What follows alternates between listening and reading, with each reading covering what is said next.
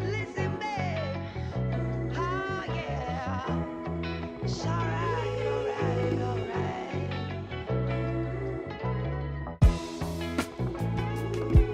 Listen, babe. Oh, yeah. It's alright, alright, alright.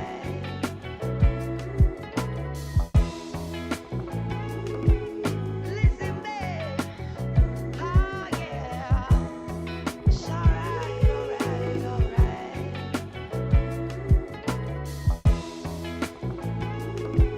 Listen, babe. Oh, yeah. It's alright, alright, alright.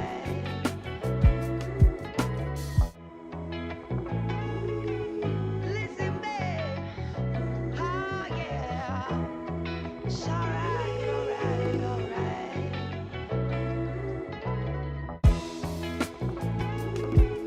Listen, babe. Oh, yeah. It's alright, alright, alright.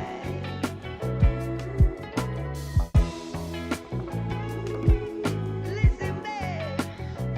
Oh, yeah. It's alright, alright, alright.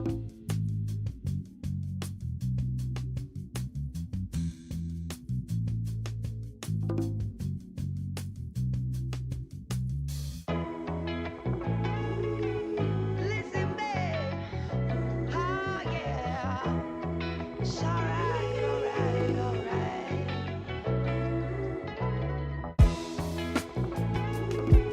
Listen, babe. Oh, yeah. It's alright, alright, alright.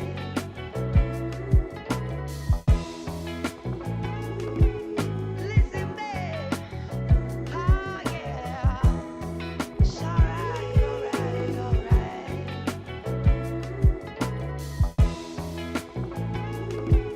Listen, babe. Oh, yeah. It's alright, alright, alright.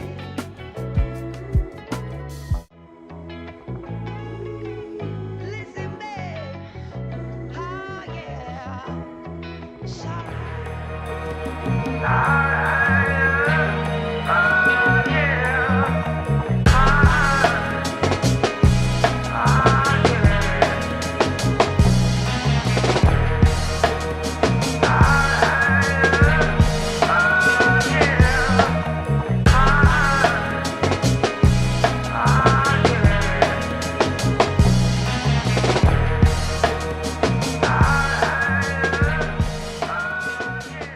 All right, welcome back. Welcome back. What's Welcome up, back. y'all? What's happening? Wow, my throat just choked up real fast. Welcome back, everybody. Welcome back. Fun class tonight. I'm going to recommend some books that I think everybody within the sound of my voice should grab these three books, these three volumes. I have my business partner read them now. Also, we're going to go over this our mental model series. So before every class, I'm going to highlight key mental models that are heavily impacting us as a culture, us as business people, and just our full relations. Also, I have a book too. I have actually a few books I want to recommend today in class, but it's gonna be a fun class. How you doing? You good? I'm doing good. How you And doing? we're not twins today. He has on Core Smith, and I have on Core Smith, but in different colors. And this is Hope's version of Core Smith, and then that's Core Smith, Core Smith. So we ain't wearing the same stuff today, so I don't want to hear no smack. Shabisha. Yeah. And Shabisha's on her way, but she just needs to know that we talking about her, and I ain't scared to tell her when she gets here. So that's what it is. So that's first thing. Second thing is that we're going to jump into some more emotional work, and we're going to get into some marketing communication today. So with that being that's a said, treat. this is going to be a fun class. Let me say this. So you guys know, I didn't think I was going to share any of my scaling books with the class because they appeared, most of the books are really complex in equating, like, because reality and, okay, human beings build a belief system that becomes reality to us. I'm talking about from, most of the things we talk about has nothing to do with reality. But reality itself has these rules and laws and complexity of how to grow and build within it, that you have to know the rules. And so when you learn the rules, you realize we were never introduced these rules. People who have, remember there was something I said in class last week, I said, if people don't expect much, they don't teach you much. And we're the generations and sons and daughters of slavery. Now, of course, of Africa, but in this country, being relative of slavery. And so no one's really taught us how to build and create. Now, mind you, they haven't owned it since day one. They've been learning as they go, right? But as they learn, they've had no motivation to teach us. It's not that they held it from us. There's no motivation to teach you. Why would I teach you this, right? There's no motivation. And so a lot of the stuff that I'm reading, I think it's kind of irrelevant to that first 5 or 6 years in business. First 5 or 6 years of business, you're really going through a transformation, 1. 2, the first 5 or 6 years of business, I think the biggest things to be aware of is that there's a rule of inertia happening. And the rule of inertia says that when something is still, it stays still. When something is moving, it stays moving. And in order for that to change, it requires a lot of energy. And the energy, and of course, it's the rules of velocity, rules of friction. There's all kinds of different rules that apply into that. And we'll get into that later on in class. But, hold on a second. Train. Speaking of friction, velocity, viscosity. The rule of creating something new in society, and this is a basic rule, is when you decide to create anything new, you got to move multiple steel things. Your personality is steel, and your business, the idea of this business there's no movement there, and even moving other people to move with you in a certain direction. All those require high levels of energy, right? Without high levels of energy, they won't move. They're designed to create friction and resistance, right? So that's why when you first start a business, it feels like you're pushing up against a wall. You really are. Scientifically, you are pushing up against a wall. And so as soon as you decide you want to do something new, the amount of resistance you're supposed to experience is normal. Well, it's kind of important to say this also because when you receive friction from people around you, that's actually what they're supposed to do. That's all moving things experience friction. All moving things experience friction. So when you start any idea, so that's why as entrepreneurs, we're not sensitized to resistance and friction from outside forces, because that's the norm of what we chose, which is you can't be an entrepreneur and hate friction. Because entrepreneurs, once you get into the world of creating something from nothing, then resistance has to happen on every level within yourself, within the people around you, within within your community, your neighborhood, within your city, within your nation, right? Even historical resistance is going to happen. And so there's so many things that's going to resist you. And so it's a waste of time to get mad because you're like, oh, they're hating on me, right? There's a lot of language we use in our culture and a lot of ideas we have, which we call mental models. Mental models, these ideas are designed that no matter how much energy we put out in the world, we produce the same results. Mental model sits underneath your emotions. It sits underneath psychology. So when you go to a psychologist, they're operating on certain mental models to diagnose what is healthy and unhealthy, right? So for example, if a psychologist is working on a Marine that just came out of war, his or her point of healthiness is different than somebody who's a school teacher in a peaceful land, right? Because there's a different state of mental models that you have to look at what defines healthy and unhealthy for those individuals.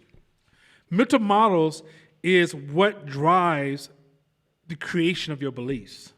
So whatever you believe in, they're driven by mental models.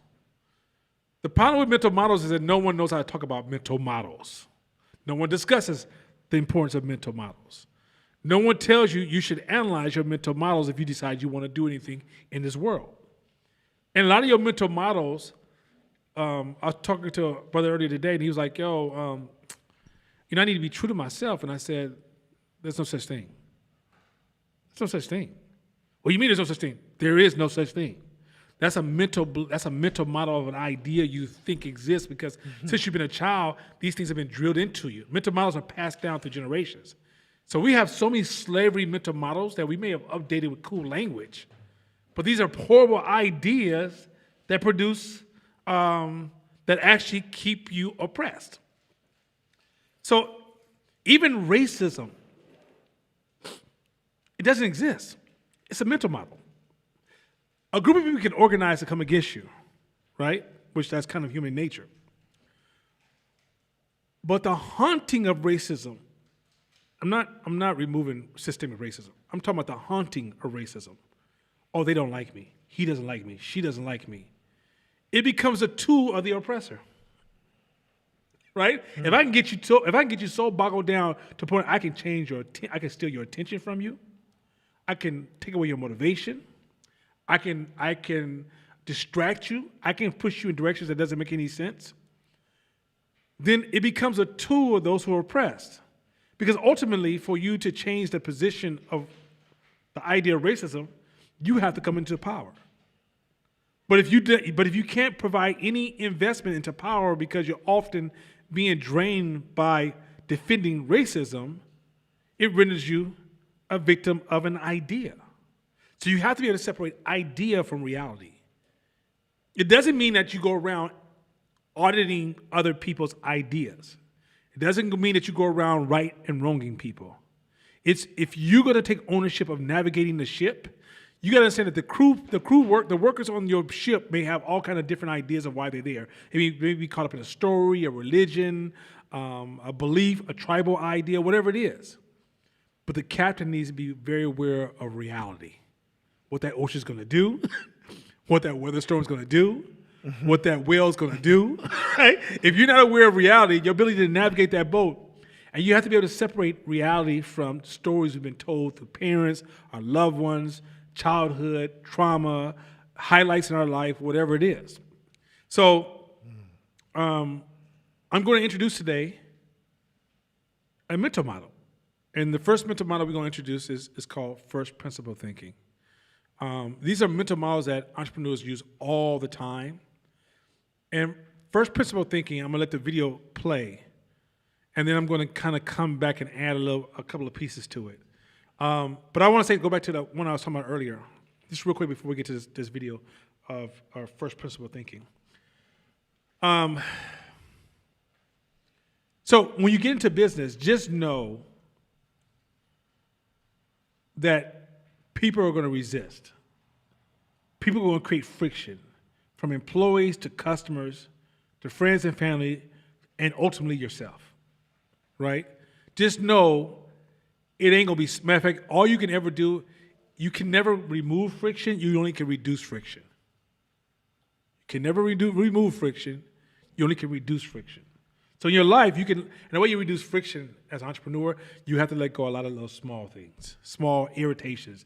Oh, they get on my nerves. Those things have to almost disappear. Otherwise, you're adding sand and gravel. And if anybody knows, if you're walking on a smooth pavement, you can move easier with less energy. Walk in sand. You will cover less distance and you'll burn more energy. Because why? You're wasting time with things that don't really fucking matter. You got to get to a point where small things are off your radar. Every time you register something small, all you're doing is adding friction to a friction-based life. An entrepreneur walks a path of friction and resistance. For you to talk about, the other day I was out and these people I want to talk to this lady and she didn't want to give me an opportunity. She tried to give this other person an opportunity and then she tried to play me and then she tried to work against me. That was a waste of time. That's what's supposed to happen. It's going to happen. It's part of the thing you signed up for. At some point, you don't let the negative energy kick in. You let your instant strategies kick in and you navigate around it and you keep rolling. Every time you stop to contemplate, emotionally dive into resistance, You're wasting a lot of fucking time. That's the game you're in. That's like, imagine if you walked down the street every day and you paid attention to every step and how the ground felt. And you look like, oh, that felt different. Oh my God, that next step felt different. How long would it take you to walk to East Oakland? A fucking week? Because you would waste so much, you would destroy your velocity. Right? And the way you increase velocity is you got to shrink things that really don't matter. Now, in order for you to get there, a lot of your mental models make you raise the value of noise. What I mean by raise the value of noise, you pay attention to a lot of shit that just doesn't fucking matter.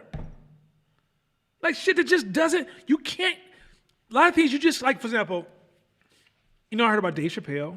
I heard about John Gruden. I heard about Lil Baby, Lil Bootsy.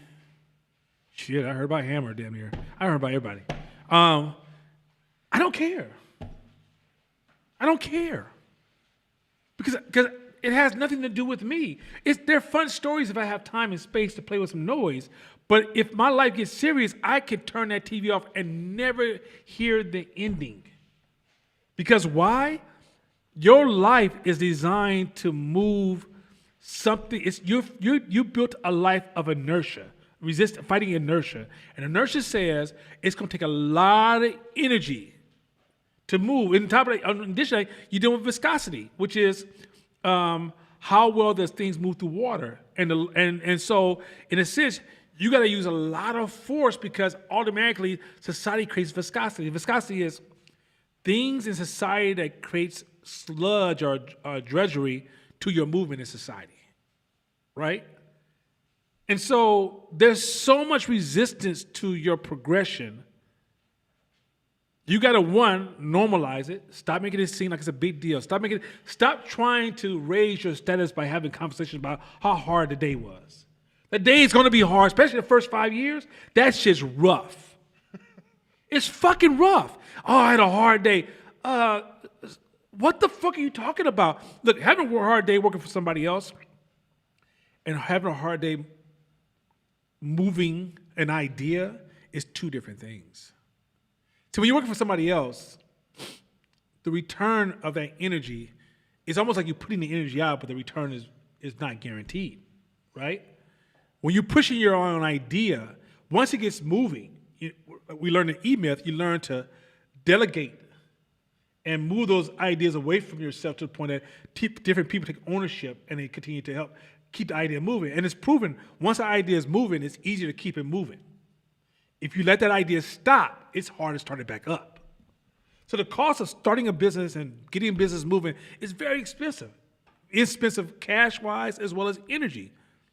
So imagine, let's make it about cash. If starting a business is expensive cash-wise, wouldn't it feel weird if you knew somebody saying, I'm trying to start a business, but every night they go into the club, cashing out, buying drinks for everybody? You'd be like, dude, that's kind of stupid. Business costs a lot of money to get started, and you buying tables, right? Well, some of you guys are buying problems. You're buying unnecessary, dumbass problems. And yet you burn all your energy here, and then when a wall hits you that you got to use a lot of energy to get over that wall, because mind you, anytime you have to change the position or shift your business, it requires a lot of fucking energy, right? You got to push energy into people. You got to push energy into this thing. It's going to require a lot of force to move that business, right? But you hit that wall, you have nothing left because you burned it all out on the small things. And so the reason you never get to a point you can scale, this is scaling knowledge I'm sharing with you guys. The reason many of us can't scale businesses because we are poor in managing our emotional budget. We suck. We suck. We trip on you see what they did over there? Oh, that bothered me there. Did you hear what this happened over here? Oh my God, who moved my piece of paper? Oh my God, this person just did my nails, it's not right. Oh my God, my car tired. I told him to polish, he didn't polish it right. Oh my God, wall hits. I just don't have the energy to deal with this no more. Yo, we literally, this is what I was talking, we literally had this conversation at work. Anyways. And so That's at the end of the crazy. day, these are, so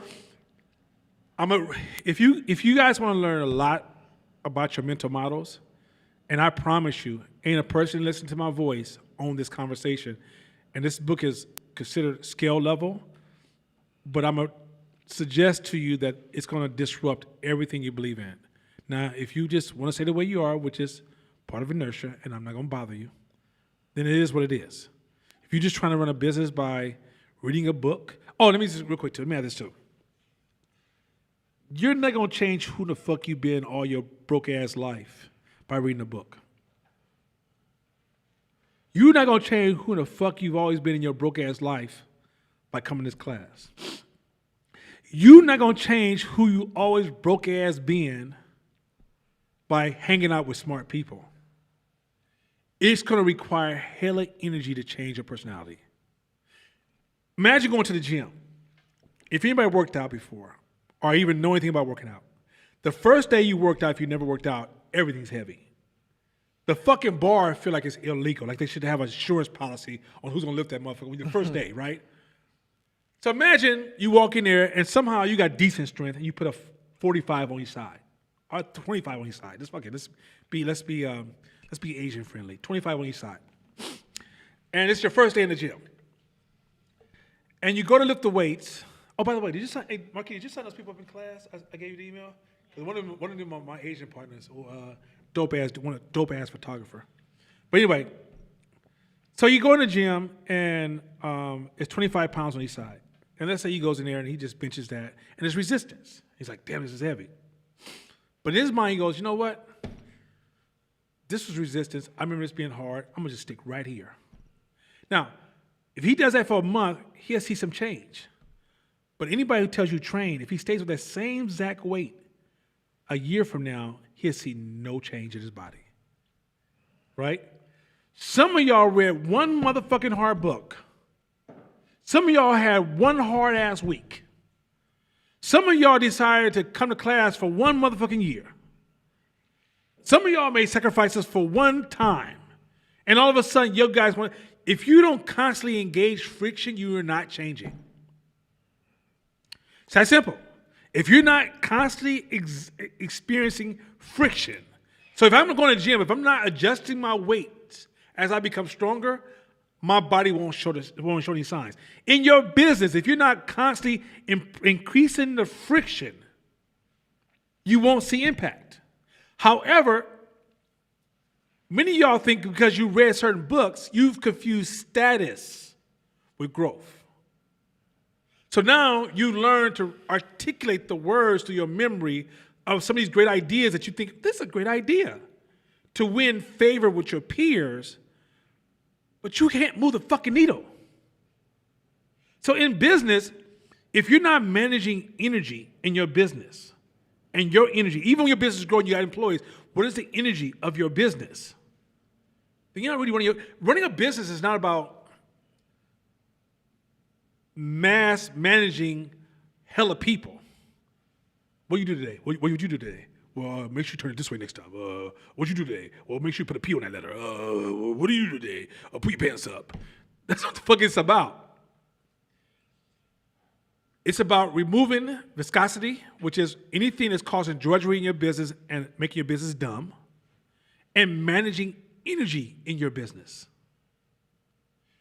But in the beginning, it's about the amount of energy you put into your business and the consistency of the drive you have for your business.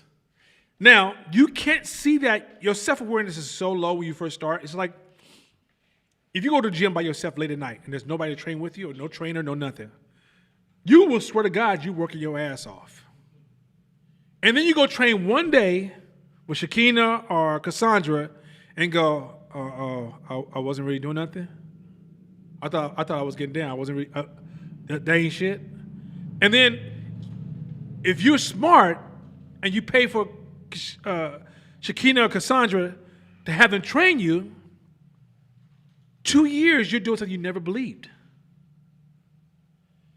If you get around smart people who are other entrepreneurs, you create an entrepreneur tribe, and you need a tribe. God damn, do you need a tribe? The tribe gives you feedback, which is like pushing you. Success is something you can't imagine. I don't give a fuck how broke you are and how much you dream of money. You can't imagine the lifestyle of success. I don't give a fuck who you think you are. You might be talking out that chirp, chirp, chirp, chirp, but I promise you, when you get there, you'll be like, I never imagined I'd be here.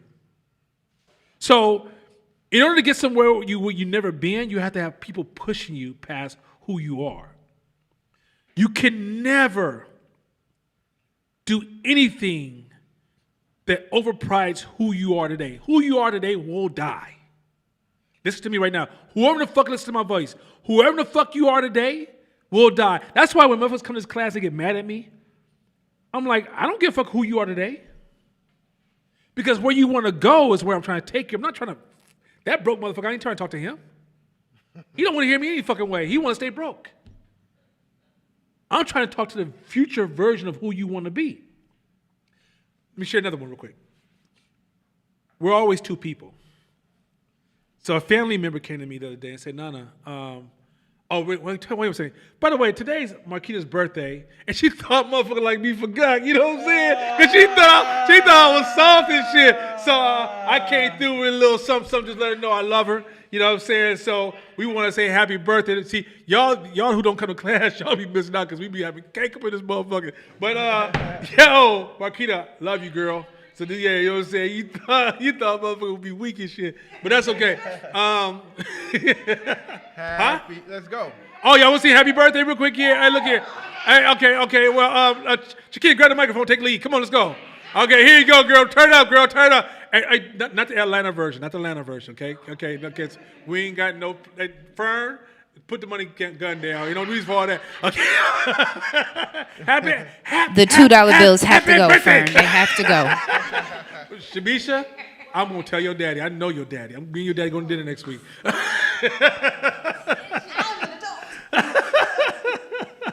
All right, ready? 1, 2, 3. Happy birthday to you. We flat. Come on, turn it up, y'all. Happy birthday to you. All y'all taking singing lessons, y'all dry asses. Happy birthday, dear Marquita. Happy birthday to you. Woo!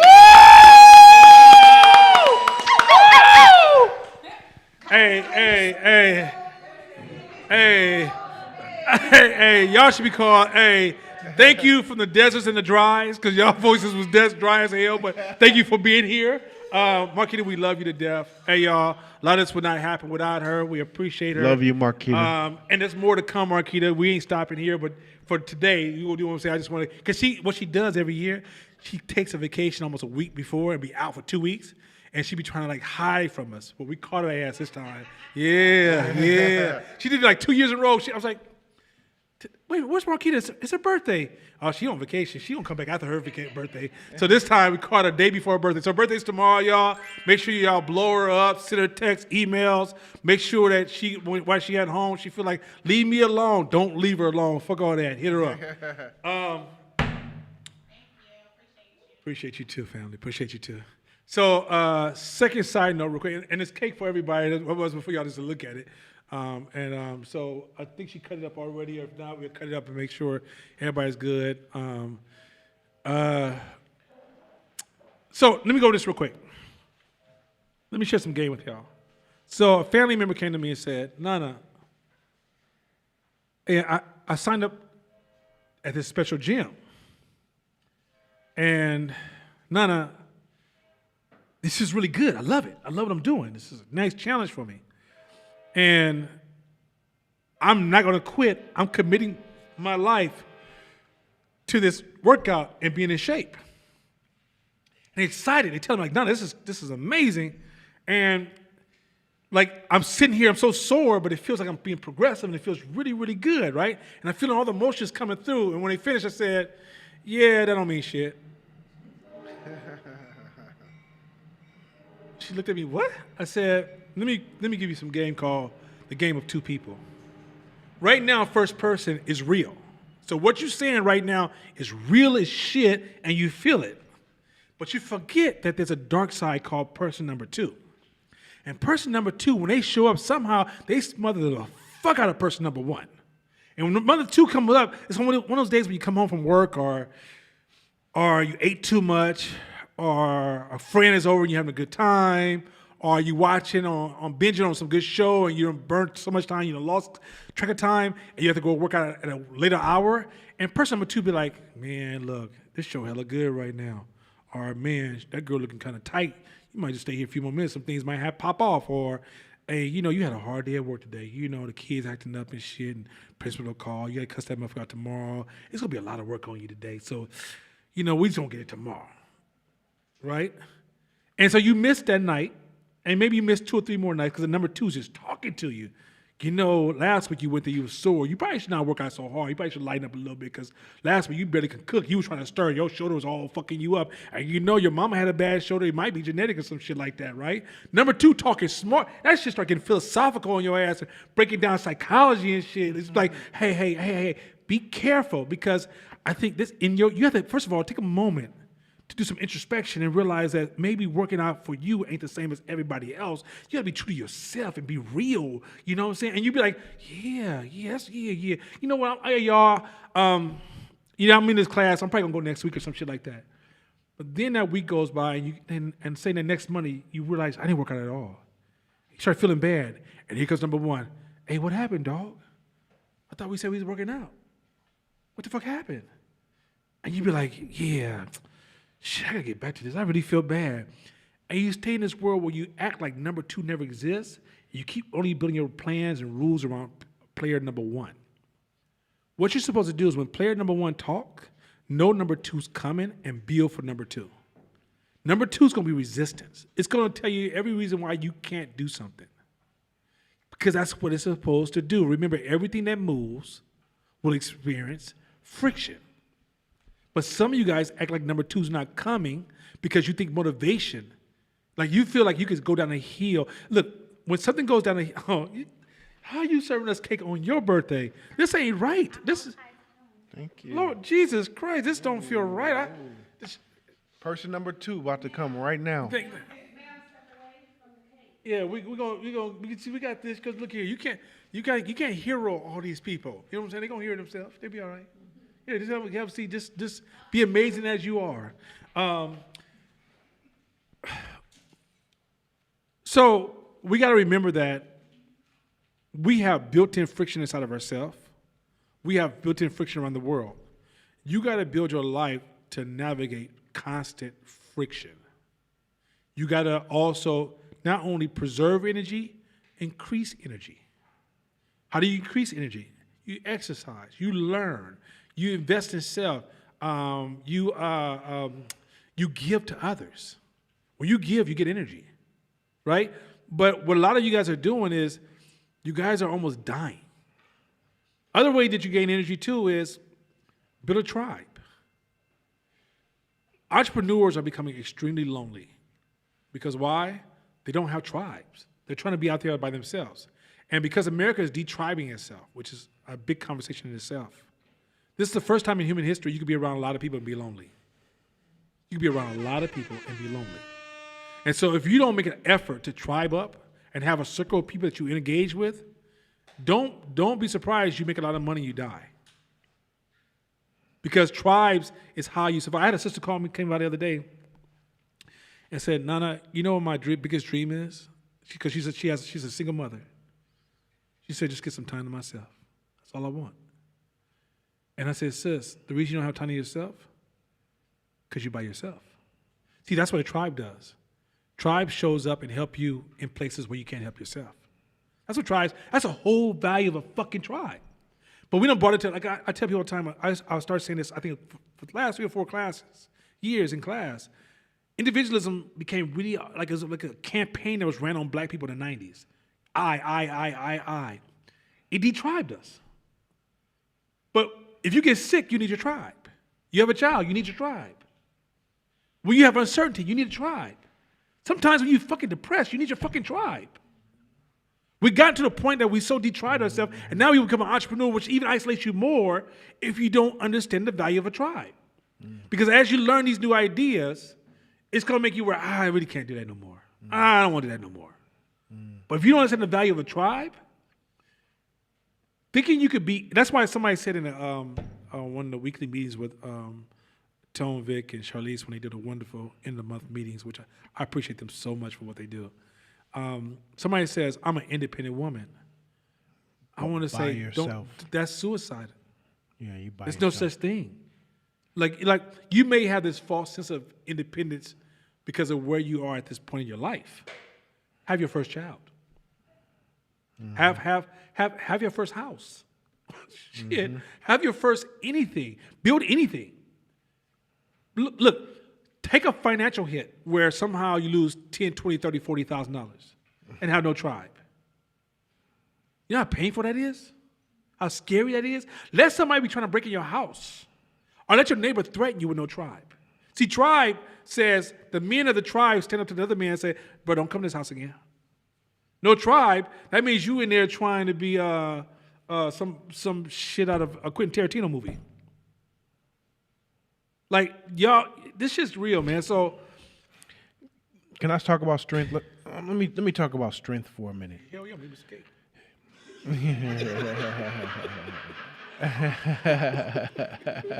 Hell yeah, make me some cake.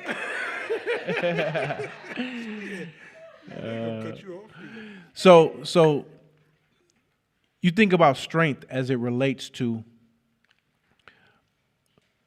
growth.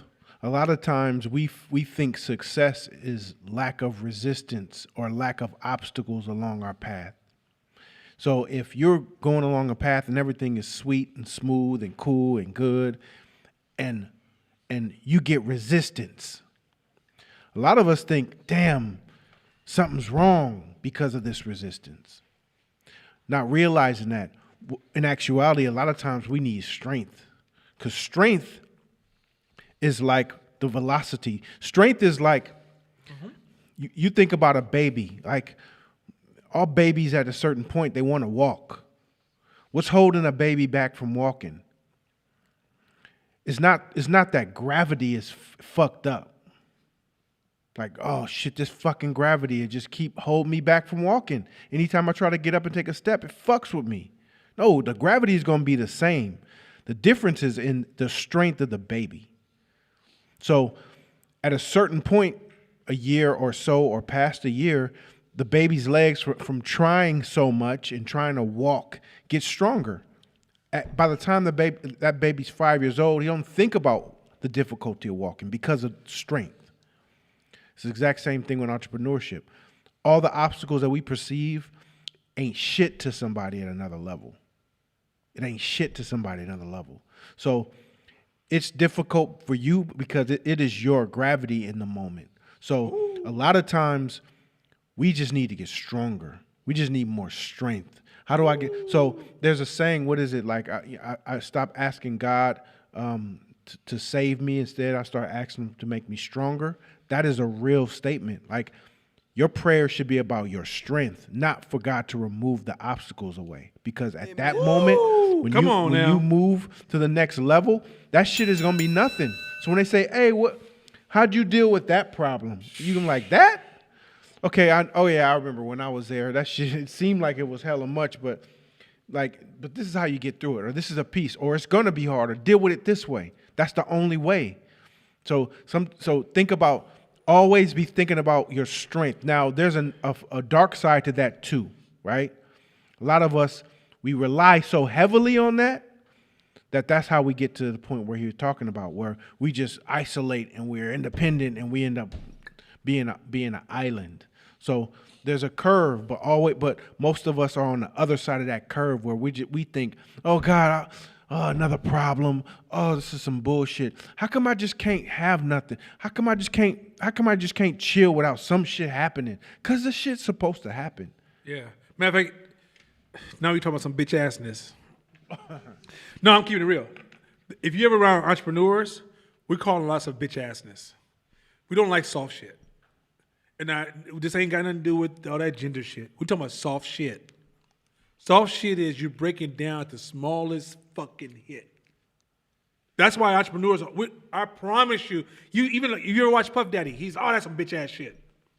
Anybody who's driving hard is because it's no different than if you ever watch Shakina going to the gym and all the young Asian men are working out on bench press and they're benching like 135 and she walks in there and hit 165 and then she does it very feminine and then walks off like that's all y'all can do, right? Isn't that how we do that same thing physically? We do the same thing behind us engaging the resistance of life and problems and challenges and how we showed up. Other thing, I'm gonna refer you to this book that you guys have to read to help you understand where we're coming from. And if you feel in some kind of sensitive ass way, that's that bitch assness in you. It's okay.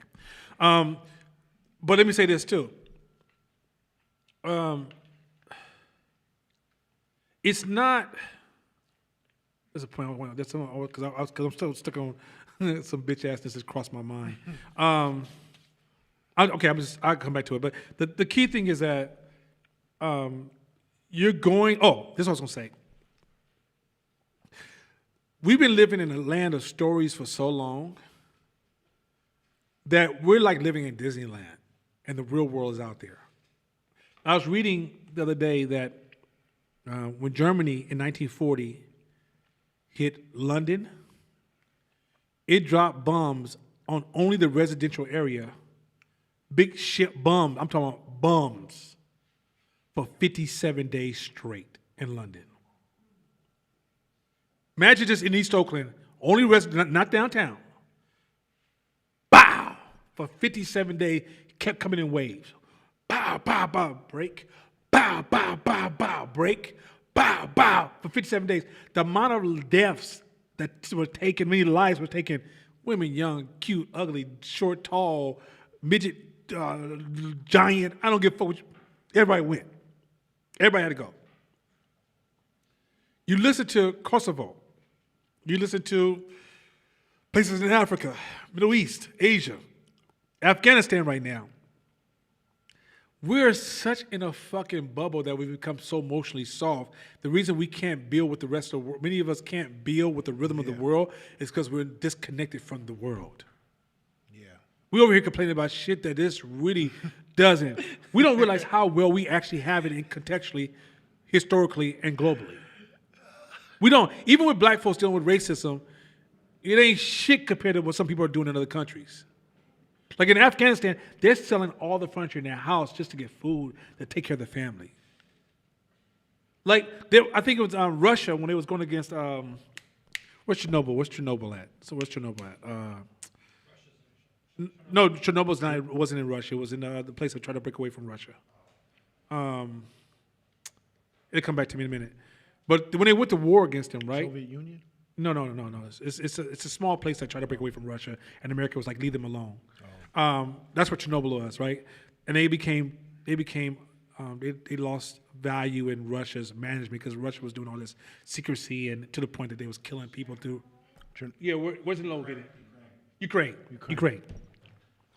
So during the war, Russia lined up on the hills where they had perfect, so when they fired a tank, they could just flatten the building, where there was no defense. This was in the 90s. I think it was in the 90s. They were just sniping people every day, just walking down the street. You just see dead people laying, grocery bags, just laying on the ground everywhere you turn. Just carnage. People fighting for food because they only had enough food so people can barely eat because there's at war, right? We don't realize the importance of investing in the environment so we can get back what we need, right? We don't realize that sometimes a hardship and a sacrifice is a necessary must to make society better. Watch where I'm going with this. During war, psychological health improves drastically. Depression almost disappears during war, right? During an earthquake, differences are removed. Like, for example, they said when New Orleans was hit by the water, crime drastically dropped. Sometimes, going back to your God comment, I'm saying this for a reason. If you believe in God or life or whatever it is, sometimes problems are delivered to your life to improve your life. Why God? Why me? Why you think you so fucking important? Sometimes individuals have to be sacrificed for the whole. Sometimes your life, everybody listen to me, has to go so everybody can survive a certain kind of way.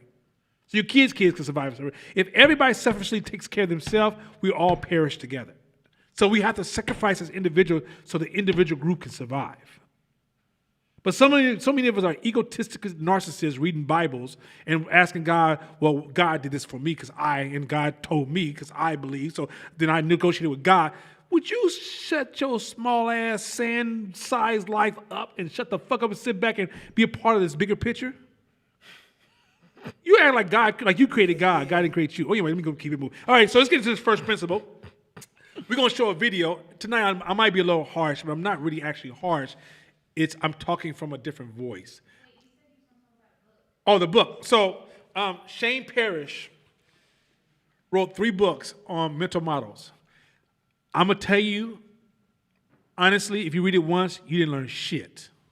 It says again, if you read it once, Shane Parrish wrote a book on mental models. One is based, there's 3 parts. The first book is maybe 3-hour read, and then the next 2 books are about 8 hours apiece.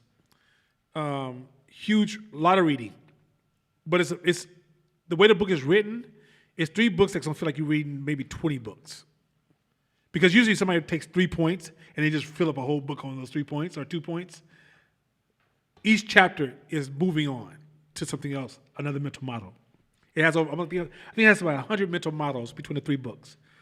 When you buy these books, I suggest for the next 6 months you study these books like you don't study anything else. And these books are the mindset of the free. And I promise you, as you go through these books, you're going to see all of your culture on the opposite side of that fence. You're going to see oppression on the other side of that fence. You're going to see how oppression is actually created.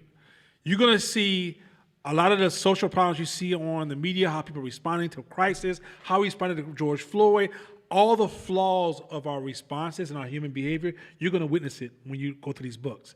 But do not go through these books just reading and go, I'm talking about keep reading it till you can almost repeat the fucking, and when you get to a mental model you don't understand, just go to YouTube and look at different examples of that mental model being described till you own it. And trust me, this is the language of builders. This is the language of the free man. This is the language of creators. And I promise you, it's going to be the most disruptive thing ever. Now, if you don't disrupt your life, don't fuck with this book. I'm going to warn you. This ain't one of them books where I'm not being cute. Like, I'm not trying to, you try to motivate somebody by like, don't touch this because it might be something you really want, but you really want to touch it. I'm really being honest. If you don't want your life to drastically change, leave this fucking book alone. Leave this book alone.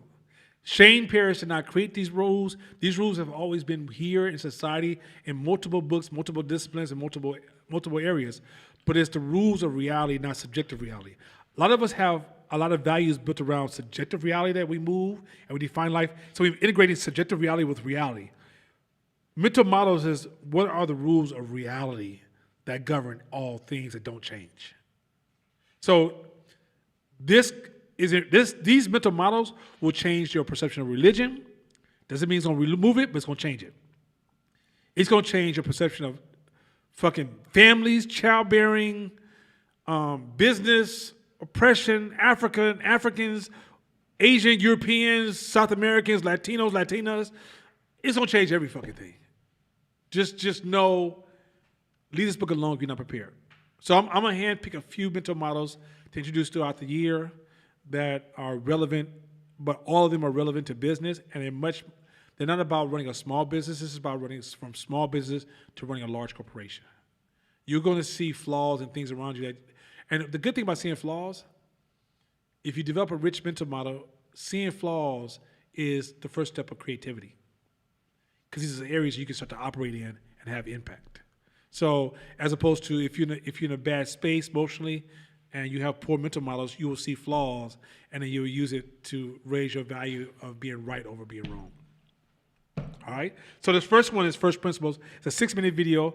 I only have about 2 or 3 minutes things to say afterwards. I think the video says most of it. I'm going to play this video. Those of you who have headphones online, you can put your headphones on. If you don't have headphones online, you can just come close to the screen where we're going to play it. And with that being said, let's fire it up online. I'm going to fire it up here. Have you ever wondered how Elon Musk managed to build 3 revolutionary multi-billion-dollar companies in different fields? Well, he used first principles. Just like him, Aristoteles, Thomas Edison or Nikola Tesla all used this strategy for solving difficult problems and creating outstanding innovation. First principles thinking is one of the most effective ways to solve problems. Today I show you how you can use this technique to unlock your creative potential. First of all, what exactly is first principles thinking? Basically, first principles are basic assumptions that can't be deducted any further.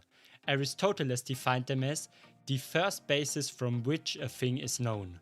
You have to actively question every assumption you think you know about the problem. Once you are at the very beginning of a problem, you can start to create new knowledge and solutions from scratch. Rather than following the majority of people, you create your own assumptions to achieve true innovation. Building knowledge and solving problems based on prior assumptions can lead to bad decisions, even if the people behind the decisions are actually smart. Just doing what everybody does isn't a good way to solve problems. First principles will help you to develop a unique worldview. Reasoning by first principles is one of the best mental techniques you can use to improve your thinking. I think the following example will give you a good idea of what first principle thinking is all about. Imagine you have a motorboat with skiers behind it, a military tank and a bicycle. What most people would think if they see those things is exactly what they are. So they would see a motorboat, a tank or a bicycle. But first principle thinkers would see a motor, metal treats, skis, a seat, handlebars and many more. Then they would think about what you can create out of these different parts. Do you know it? You can create a snowmobile out of it.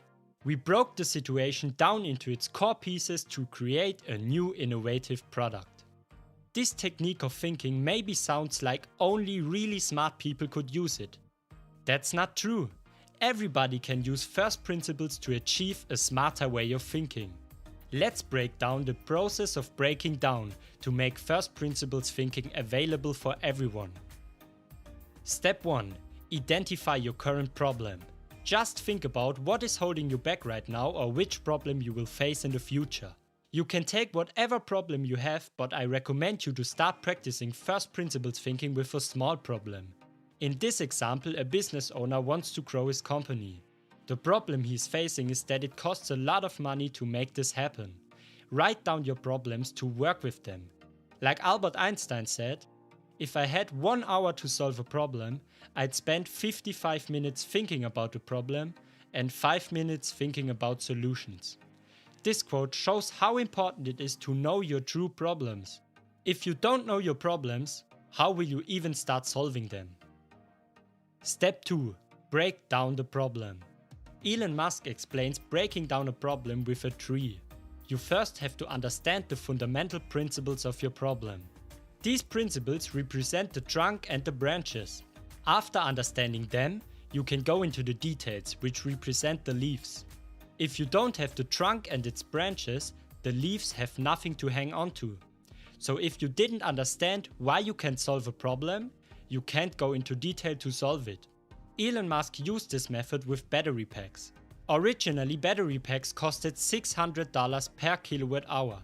By breaking down the problem of a way too expensive battery pack, he found that it's made out of cobalt, nickel, aluminium, carbon, some polymers for separation and a seal can. Then he looked up the prices of these things and found that they go for $80 per kilowatt hour. He still has to put them together in a smart way, but by using this method he discovered the potential of a way cheaper battery pack. Musk asked powerful questions and got powerful answers by breaking down the problem. Step 3. Create new solutions. Now you broke your problem down into its main pieces. From here you can start to rebuild the whole process without socially accepted beliefs. Let's bring back the businessman who wants to grow his company. The problem he has is that it costs a lot of money. He starts to break down his problem with first principles thinking. After some time he realized, in order to get more money, he needs to sell more products to more customers. So how can he reach more customers without spending too much money? He needs a business partner in his niche. By cooperating with a partner, both of them can expand their business. It's basically a win-win deal because they both make more money by serving a larger number of customers, and to keep it all fair, they split their profits 50-50. By identifying his current problem, he broke it down into what he needs to solve it, and from there, he built a solution for the problem. First principles thinking doesn't remove the need for improvement, but it changes the way we improve things. It's very useful if you do something new for the first time, if you have to deal with a really complex problem, or if you try to understand your current situation. First principles thinking helps you to think on your own, because you stop others to frame the problem for you.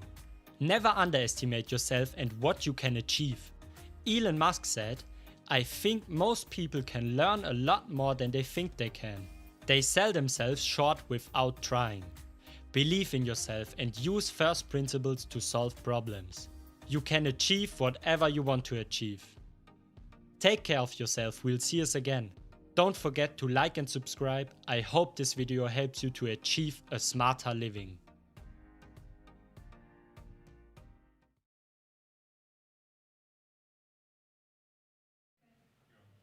Wait, just put me back online real quick. So let me go over this couple of things real quick about first principle thinking. So first principle thinking, let me tell you why it's rarely ever used by most people. Most people are adopting ideas, copy and pasting ideas. So many of your ways of looking at the world and looking at problems is not you seeing the problem for what it is you picking up a lot of assumptions from a lot of outside opinions, right? So for example, you know how you're in your community and something happens. Well, what I usually do, or you just meet somebody, or the way what we usually do, or what we normally do is A, B, and C. And as you listen to that, you take that normal way of doing things and you try to innovate within their normality, right?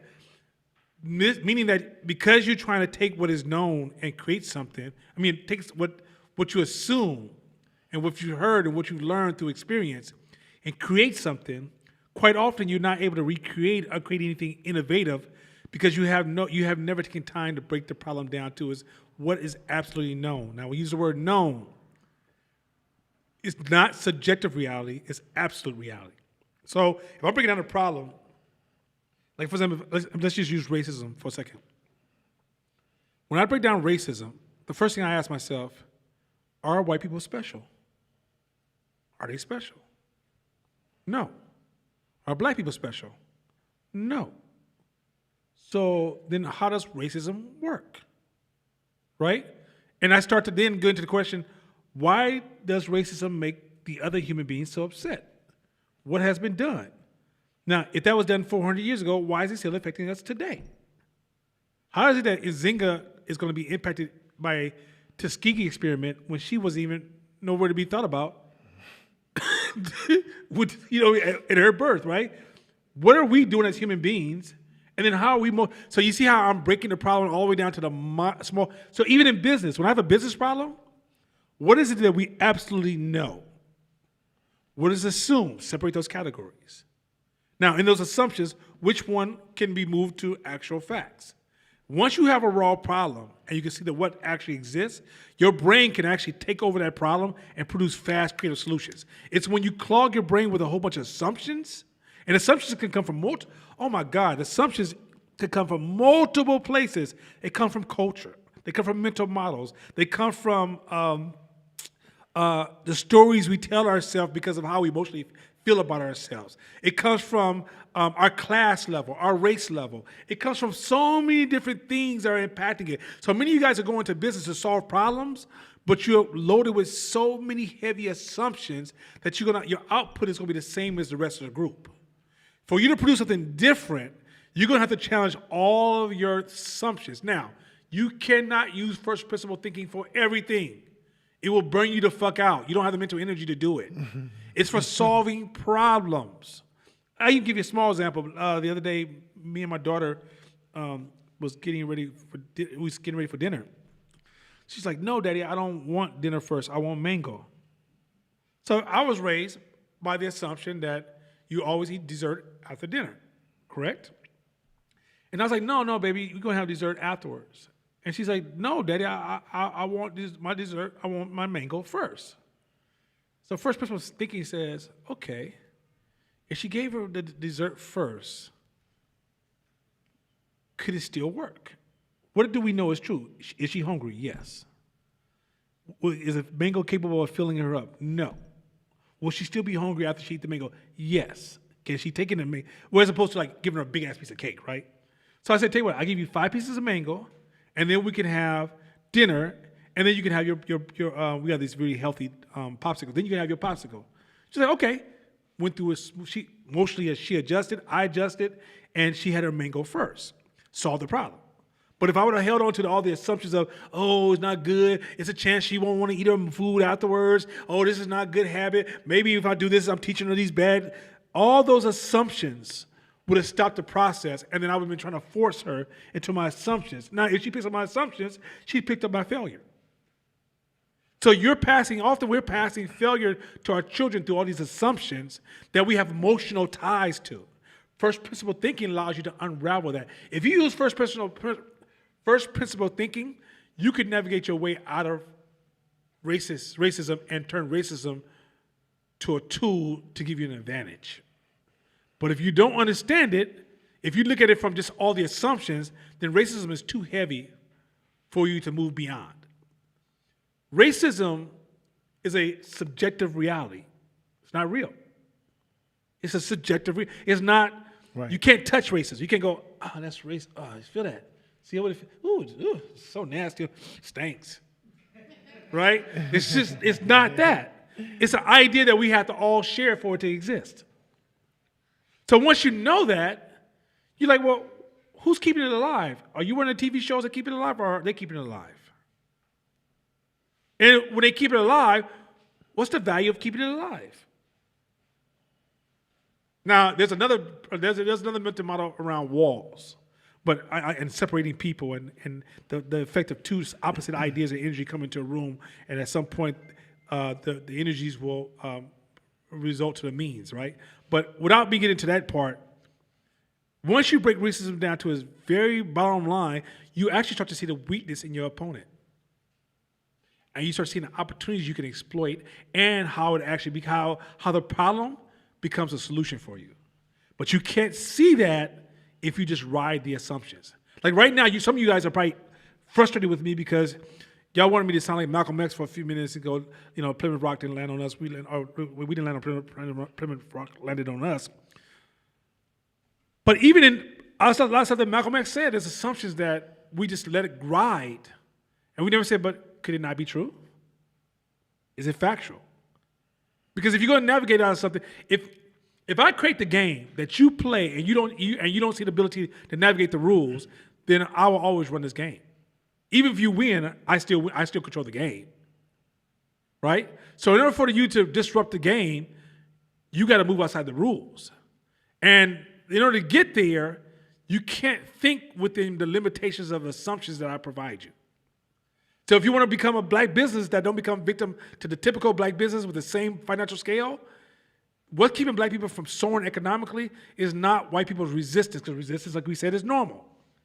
It's the assumptions you apply that allows you to fail at the point of resistance. First principle thinking will help you navigate that challenge. Go ahead. I've seen you do it in a couple of meetings, but can you just pick one of the times where you did that so people can kind of see what it looks like? Shit. How about the one with the dude that didn't like what we were doing around Have Good Sex? Remember him? You talking the psychologist? No, at SFDPH. The white gay racist dude. Oh gosh. Okay. The guy started to cloud the conversation with a lot of, just make it really simple. He started to cloud the conversation with a lot of social justice dialogue. It's not true. It's a feeling, it's emotion, but it's not true. So what I try to do is, to make it simple for you, is stay close to what we absolutely know is true and what we're absolutely trying to do, which is true, right? And in that process of truth, what it does, it allows me to absolutely disconnect from the emotional storm that you're about to load up on me, right? And what it does, it allows me to also, because once you know it's true, you also hear different. Let me use Mashama as better. So Mashama was giving a lecture the other day, and he he said, yeah. So as tribes, but he's talking about like business tribes, right? Like I said, similar to the way I just used tribes a minute ago. And the lady stood up for 10 minutes. You know, it triggers me when you use the word tribe because as a Native American, my people was killed and they were never valued, and it was treated and devalued, and the European brought these terms tribe, and it's part of my oppression, and okay. Everything she just said is not true. He said, well, no, what do you mean it's not true? Human beings, if you understand mental models and how human beings work, human beings, every time we quote our culture, you can never say that. There's no such thing. Number two, what she's trying to do is the villain has just become a victim. I mean, the victim has just turned into a villain, and she's trying to victimize you. Number three, you're trying to rob everybody of a lesson and opportunity because you're bringing your external trauma and projecting it into the meeting. So Mashama sat there and tried to then back up a little bit and say, hey, this is what I meant by tribe. All he did was he fed the dragon. I told him if I was in that same meeting, I would have said, oh, I'm sorry. Excuse me. Are you okay? No. No, seriously. Like, is everything okay? Because I'm really concerned. Like, are you all right? What I'm doing is I'm talking to her trauma. Because I know that's not who's showing up in the meeting, right? Because I know for sure her response is a traumatic response. It has nothing to do with the facts whatsoever. But if I'm in the middle of the conversation, I'm apologize, I'm sorry, I didn't mean to offend you. I don't give a fuck about your offense. Mathematically, you don't make sense in this conversation. You have no value to this conversation. If anything, you're hurting the team that you serve because you're adding drudgery and you're smothering information flow. Was it the wine lady's cousin? No, but she was just like it. And Mashama, and I said to her that I would have went directly to her trauma to have a conversation, or I would have backed her up with, I would have went to a factual space that cannot be disputed. But what I would never done is to feed into the story she's creating, because ultimately I had to narrow down to what do we know absolutely is true. Here's a woman in front of me crying. Is anything she's saying truthful? No. Is she coming in for some external motivation? Yes. Do you absolutely know what that external motivation is? No. But but from what we don't know, because we don't know that, let's just start off by asking her a question. Don't make any accusations. If I make an accusation first, I make an assumption. So now I'm caught up in the sauce. You're the villain. I'm the villain. So now my first question is, are you okay? What's going on? What would you want me to do in this situation? If tribal discussion is necessary to bring conscious discussion, can you share a word that would be better to improve the situation? Right? What you're doing is that let's stick to only what we know. Don't make any assumptions. I don't give a fuck how I feel. When if a employee in your office does something and you in your brain you go, they did that because of this. That's not first principle thinking. That's you projecting. Once you realize you're projecting yourself, talk to yourself, get mad, then say, hey, what happened there? Why'd you just do that? And you realize that you had limited perspective as well as limited relativity. And so because your relativity and perspective was limited, all you can do is assume.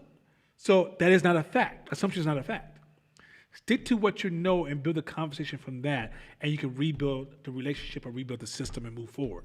Once you get into, I felt like you told me, and when you said it made me feel, which is not a feeling, it's a thought, that you did A, B, and C, all you're doing is you're moving away from first principle thinking. Any problem you face, whether it's a negotiation, whether it's a business problem, whether it's a money problem, start with first principle thinking. Even when, 510 Media, when before we made money, we didn't make money. I know that doesn't make sense, but before we made money, we didn't make money. But we made enough money where I was hella happy. And then one day I was laying on my couch and I realized, oh, I'm good. Let me tell you what I meant. I hit first principle thinking. Why do you want to be successful?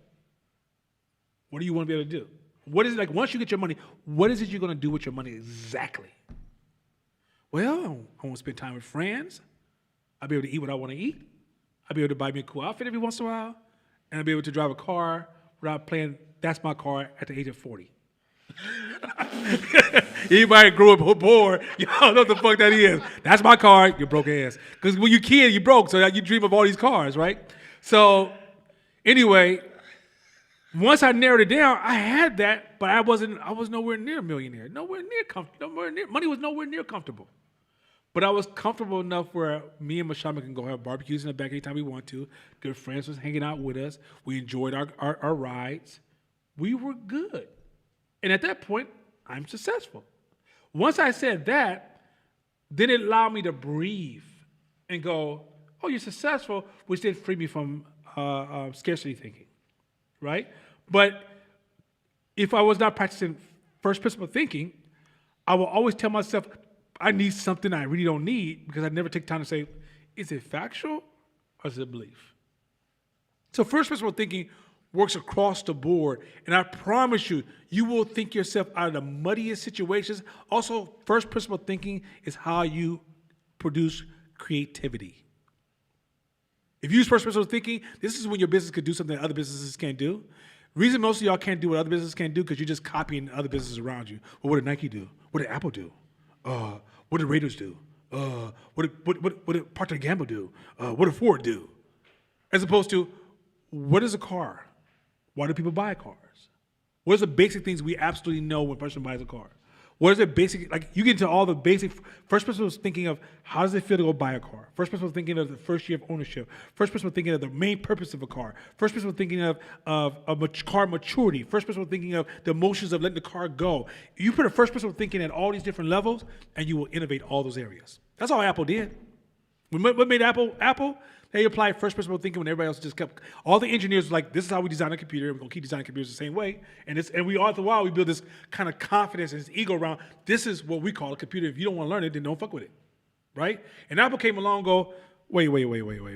Let's use some first principle thinking. Why does a human being use a computer? What makes them uncomfortable using a computer? Like, for example, you ever notice that grandma don't touch my computer? A kid will touch a computer until it crashes and try to bring it back and don't care because the kid doesn't have fear of breaking it, right? So let's remove that. Let's move that variable, right? Because what he did is he took everything there. Why is a person? What's the main reason for a person sitting on a computer? This is why when Apple would remove certain things from a computer, like they just took away the floppy disk, they just took away the CD, they just took away this, right? Because they sat down and go first person thinking, meaning that the chance of you using that is close to none. Let's remove it from the car. I mean, from your computer. Right? First principle thinking allows you to have innovation to go beyond I feel, you feel, and this is why I did what I did. Hey, let's talk Elon Musk too. Like hell yeah. he basically in 10 years he shitted on the whole auto industry. First principle thinking. They've been there 100 years, hundreds of years, and he has the fastest car on the road. He has the safest car, one of the safest cars on the road, and he changed the whole dynamic of the auto industry with electric cars. And then he realized, oh shit, I'm shitting on y'all. Here's a technology, y'all can have it. And then he turned around and did it to rockets and spaceships. NASA, who we look up to NASA as the people who go to space, he built his own company. Now NASA gives him the contract because they're like, look, shit, you could do it better than we do. Like in our minds, you think he must be a mega genius, but no. The way it's broken down is it's the other way. It's the opposite direction. It's more simplified thinking than being super genius. Yes, and so think about this, man. American government and white people have always been, and the white people this, government is this. No, you just don't have first principle thinking skills. You're stuck on all these assumptions. White people, the government, the country, they ain't gonna let you. That's those assumptions. First principle thinking says anything new can be created at any time that can disrupt anything. But many black people never, ever step beyond the fucking gate. Because in our brain, the gate is called assumption gates. And all we do is we live in the valley of assumptions. We run our business with a whole bunch of assumptions about black people. You know, black people, it's hard to serve black people. You know, it's hard to hire. You know, black women, you know, black men. Assumption. When I brought my car, first principle thinking, they told me ain't nobody gonna negotiate nothing. You turn on any radio show, $10,000 markup, no negotiations. Not enough supplies. They can't even ship parts in right now. There's a bottleneck on parts coming in. All true. But the thing that first principles thinking says that there will never be consistency unless it's centralized owned. I mean, there's centralized leadership. So when I sent the email to all of the car dealerships of the same brand and said, this is exactly what I want to pay, this is how much I want off, and this is exactly how much my monthly payment is going to be on my lease. Out of, I think, 12 emails, one came back and said, yes, let's do it.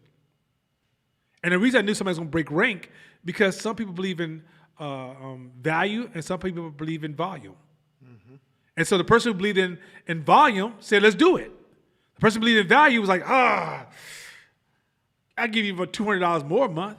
No, I didn't ask that. This is the exact price I want to pay. And based upon that, first principle is that human beings are never consistent like that. Human beings can never do the same thing all the time perfectly. There's more ways to make a mistake than to be perfect. So the chance of a human being always being perfect is close to none. So my first principle of thinking is that's a principle of basic rules. So that's why when you read this book on mental models, it's going to allow you to see reality different and then allow you to use first principle thinking on steroids. Here's a quick one, though. For those of you who want to vent, don't call a person who's a first principle thinker. Oh, no. It's gonna ruin your moment, because sometimes you want to just get shit out. That's not because they're like, well, that's your fault. Well, why'd you do it then?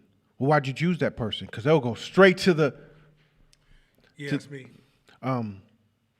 So understand that the dope part about what he said was, this is a way of thinking that anyone can adopt. It just takes practice.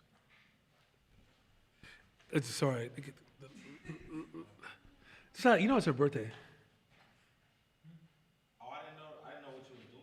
Yeah, I was like, take the plate. You just like this. I was just listening to a chorus Oh, band. okay. Okay. I like, take the plate. He's like this.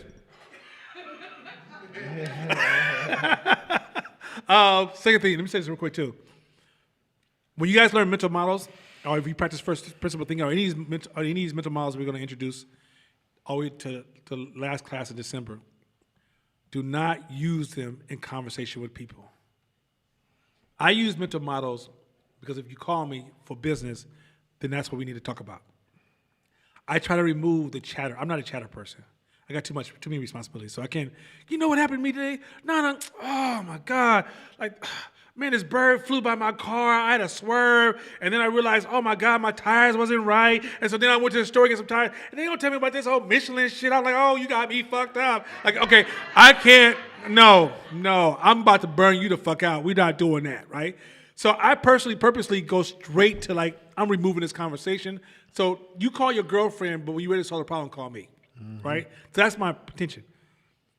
But when I'm in public and I'm around people who didn't call on me, I stay away from, I don't correct 95% of the things I hear that are wrong. I don't. I'm like, somebody could come to me and give me the worst, I'm gonna teach second order thinking next week. But let's say they come to me with a horrible second order structure of communication. And everything they're saying is absolutely wrong. But the stakes are low. So some shit like they forming a club, motorcycle club or some shit. Something just don't matter. I'm be like, oh yeah, I feel you. Yeah, no, that's yeah. And I see where you're coming from. When I say I see what you're coming from, let me tell you what I mean. I hear the shit you said that don't make no fucking sense, but I understand why you think it makes sense, and I'm about to leave you the fuck alone about that. Mm-hmm. That's exactly what I mean. Yep. But I'm not gonna tell you that because then of course, and I don't, and you just because. If you start practicing mental models and first principle thinking, you start to awaken your mind, you will become the most disliked person in the room if you just go to those points and spaces. First principles are designed for you as well. First principle thinking as well as mental models are designed for you to become a master navigator, but not a master corrector. Don't correct people. Like correct those who ask for your help, and even with me, I give you a warning clause. Are you sure you want to hear this? Because it won't feel good.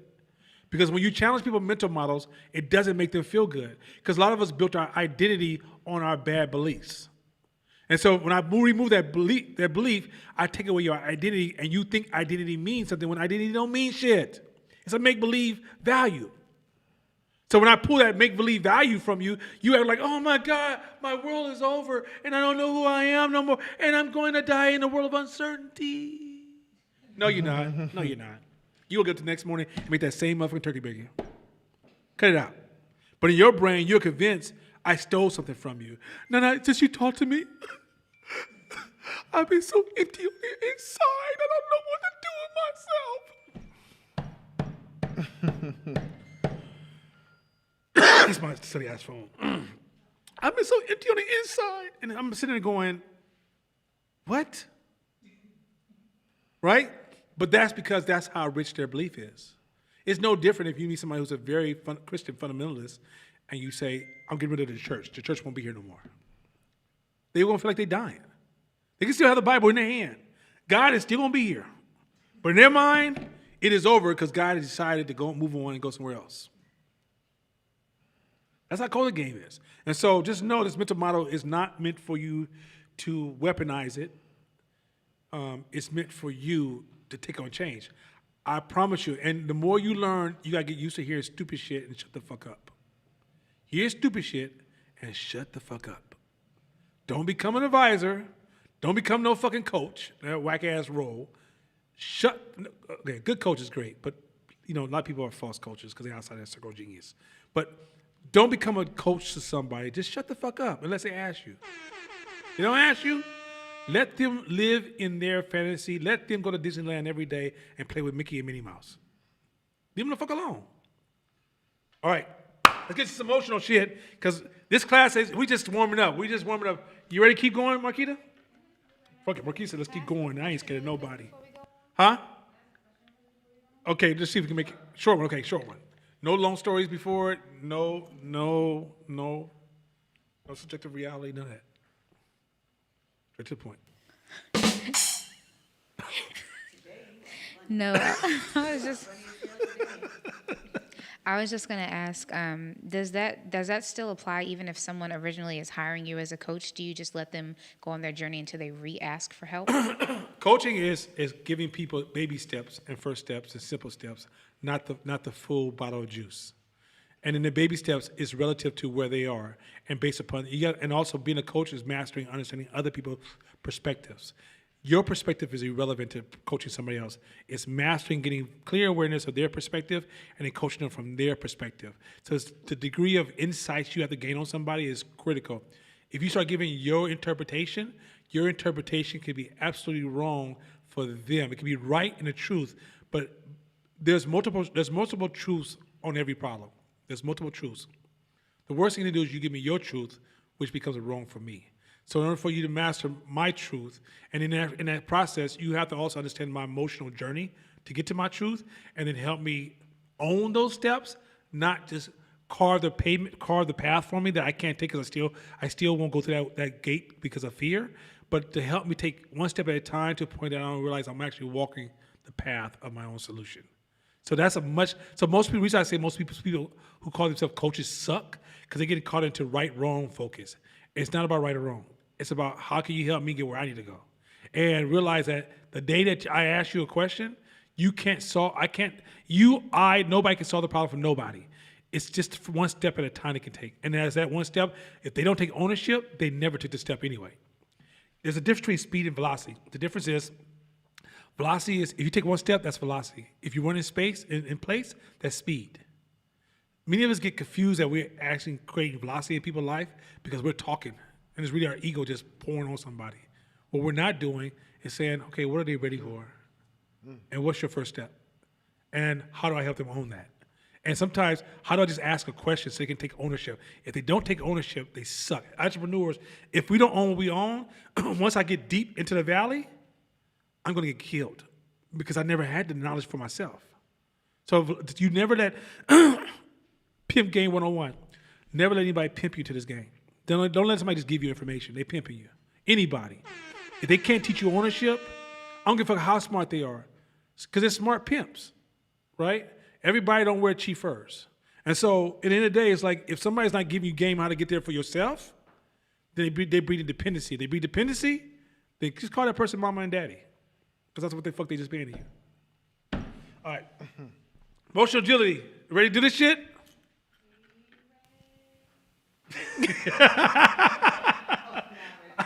All right, let's go. Rigid. Rigid reactions may come from buying into the old self-defeating story you've told yourself a million times. I'm such a loser, or I always say the wrong thing, or I always fold when it's time to fight for what I deserve. So, remember, you're your natural friction. This is about being. This is how you. This is person number 2 talking to you. You know, you always fuck up here. You know, you ain't supposed to be here. You know, you supposed to be broken to day 1. You know, your brother was a duffel bag boy. I don't know why you over here trying to do some legitimate shit, right? It's like, just know that part of your brain is going to be there. You don't turn it off. You're constantly quieting that voice. And you have to engage in constant exercises to subdue that voice. Because if you ever get weak, that voice gets loud.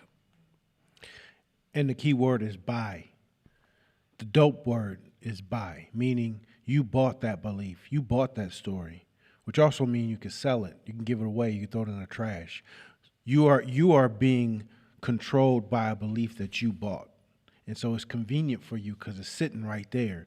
And you turn it into a heuristic, which means if I say, is my ladies in this motherfucker, automatically most folks will say hell yeah in their head. Most ladies do, yeah. Most ladies do. The yeah. ladies will say hell yeah, Yeah. right? Is I my got partners fella, that might say yeah, is my too. fellas in this motherfucker? It's hell yeah, it's automatic, right? Yeah, I got a couple females who say yeah too. Same thing. Come on now, let's keep it. This is Bay Area. Let's keep it real. It's for real. Yeah. So that call and response thing that just happened is the same call and response that happens when you get into a situation. You approach a situation that's similar. That's the call. 100%. You got a response that's in there that's, oh, I'm so stupid, or oh, I'm such a loser, or man, I always do that. It's just a game you playing with yourself. That's a convenient game, but you could toss the shit. Or you don't say it verbally, you anticipate it and you respond to it.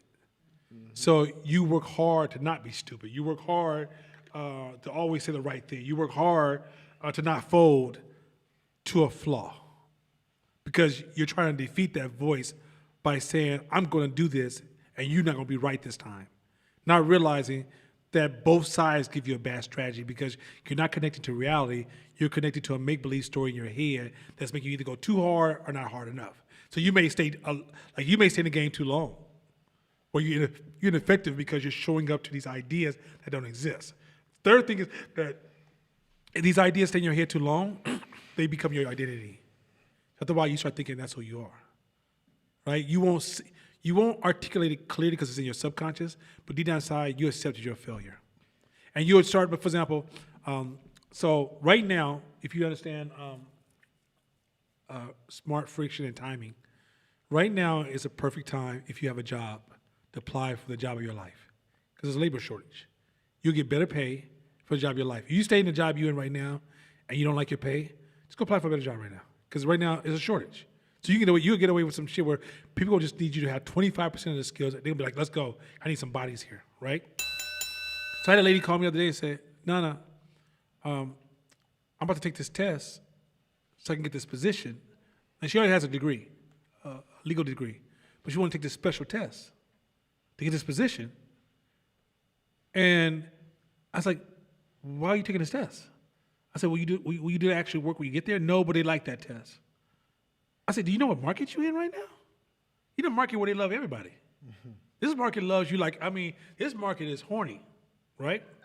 And she said, and I said, bro, you know why you can't do it? Because you don't think you're good enough. Now, mind you, it came up multiple times.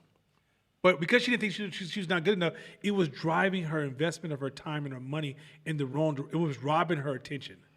Because in the end, she was trying to, instead of her keeping her attention focused and being smart and being effective and using first principle thinking and moving with velocity, what she was doing was she was too busy focusing on, she would tell herself a story when she got to a certain point, and then add layers of challenges that had nothing to do with the problem that was in front of her, because in her mind, she was still fighting that, I gotta prove I'm good enough.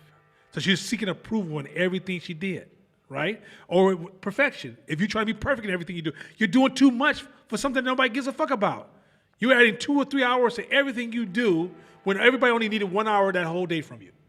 Well, you can use the rest of that day for 23 hours for other shit, but you keep burning all your valuable time because you got to prove you're good enough. So that voice talking to you is some real shit, and don't downplay that in this class. No, that shit's real as fuck. And even if you tell it, shut up, you wrong, I know who I am. Don't worry yourself by your conscious response. Worry about your subconscious adoption. How much have you adopted these ideas subconsciously? And how much are skewing your decisions? This is why awareness practice, which I asked you guys last week to walk around and pay attention to your emotions, and hopefully you guys going to give me some feedback in the chat room. Maybe at the end of class, I'll let you guys give me some testimonies. But awareness is necessary because who you think you are is not who you are. Most of you guys, when you think of who you are, you only see person number 1, you don't see person number 2. And in the retreat, we're gonna go deep. Yeah, retreat, man, we gonna get this. Woo! And the food gonna be hella good. I've been tasting this food from the chef. Oh my god! Next one, go ahead. Hella good. Rigidity may come from the perfectly normal habit of taking mental shortcuts and accepting presumptions and rules of thumb that may have served you once in childhood, in a first marriage, at an earlier point in your career, but aren't serving you now. People can't be trusted. I'm going to get hurt. There's assumptions. There's a word assumptions again. A lot of assumptions are, okay, so this is important. I want you to go back and read this part of the book again, but I'm going to give you a little black version of this. A lot of your assumptions work perfect in your poverty. A lot of your assumptions about life, about the world around you, emotions, they work perfect in your poverty. They will be the weapon that kills you when you decide to grow to put you back in your poverty. This is why assumptions have to always be challenged, because assumptions are based upon where you are, not where you want to go. Like sometimes, like a kid who's raised in a very successful family who naturally communicates rich assumptions are priming those kids to go somewhere automatically, economically. But poor culture, we don't realize a lot of our assumptions are tied to slavery and servitude. And so in the end, all we're going to produce by just naturally acting on our assumptions is slavery and servitude. And just know that this whole game is about being aware of your assumptions and then working on replacing them, reframing them, changing them, dumping them, adding, growing, overcoming. All this is going to be a part of it. This whole journey is about, and it's like, you don't get buff and stay buff. You don't eat healthy and then stay healthy. You got to eat healthy all the time. You got to adopt a new lifestyle. All your old habits made you fat, and if you try to keep those habits as you work out, 60% of your workouts is weight loss, right? I mean, 60% of what you eat is part of your weight loss, right? So if you keep all your eating habits and assumptions about food that you had when you was obese, when you work out, you just lose a little weight as a fat person. That's the reality of it. Your assumptions, your sleeping habits even matter. Your household rhythms, how you move through the day. If you have the same life rhythms you had when you was gaining all that weight, those rhythms of life are going to disrupt your ability to even be consistent at the gym to work out. So your working out's going to be compromised, your eating going to be compromised, and your sleep's going to be compromised, and your self-care is going to be compromised. And so when all 4 of those come together, that's like a nuclear explosion on your health. So you're going to have to change slowly. Don't go, if you think you're going to change, once again, go back to velocity, the rule of inertia. If you think you're about to change your life because you heard this fucking words come out of my mouth, you got this game fucked up. No, you have to produce a lot of energy, experience pain, and this is how you're going to receive change. And consistently. And that change becomes, the pain you feel up front will subside as you continue to stay with it. Just like when you first day you work out, if the exact same weights 2 years like that you did the first day, 2 years later, you'd be like, this is not doing anything for me. Meaning that what was originally heavy to you, it's not even warm up weight to you anymore. This is why it's important to realize that, guys, you're being enlisted in an act of energy, not listening and becoming smarter. Smarter don't make change. You could be a smart, fucked up person. You can quote every word I've ever quoted in this class better than I can with Tone Vic voice and be fucked up. If you're not changing the energy in your life, you have what you have. That's also why you have to be willing to divorce your beliefs if they stop serving you. Gotta be. Like, they all are across the table. You pull them out, you have your beliefs. Those beliefs create your rhythms. Those beliefs create your daily rhythms. The rhythms create the output that you receive. And at any moment, you have to be willing to say, oh shit, what's the date on this one? What's 1984? Let me check into this shit. Fuck, this don't even work no more. Toss it. Have to. If not, it's going to corrupt your rhythm. Or you're going to come up to a situation where you need a certain belief to continue your trajectory or to continue your velocity, continue where you're going, and you have an outdated belief, and now you have to start from a further back place. Next one. A growing body of research shows that emotional rigidity, getting hooked by thoughts, feelings, and behaviors that don't serve us, is associated with a range of psychological ills, including depression and anxiety. Meanwhile, emotional agility, being flexible with your thoughts and feelings so that you can respond optimally to everyday situations, is key to well-being and success. So it goes back to what I was saying earlier. The amount of energy you need to move yourself over big obstacles. This hook thing is when somebody says something to you. What they mean by hook is, we'll get into this a little bit later, but I'm going to just give you a preview. Being hooked is like if I say, hey, black woman, and let's say that's a trigger for you. A trigger is being hooked.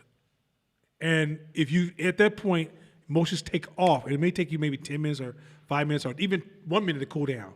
But if you're able, if things can just get you where there's a space between the stimulus and the response. So when you're stimulated by something that triggers you, and the time you respond. But when you get hooked is when you're saying, "I wish a motherfucker would." That's a hook space. Where when somebody says something stimulus, you instantly, I'm going to response, baby, and I'm going there, right? When you're constantly having stimulus and response, stimulus and response, stimulus and response, stimulus and response, not only does it steal from the energy that can get you move your life forward, let's even go further.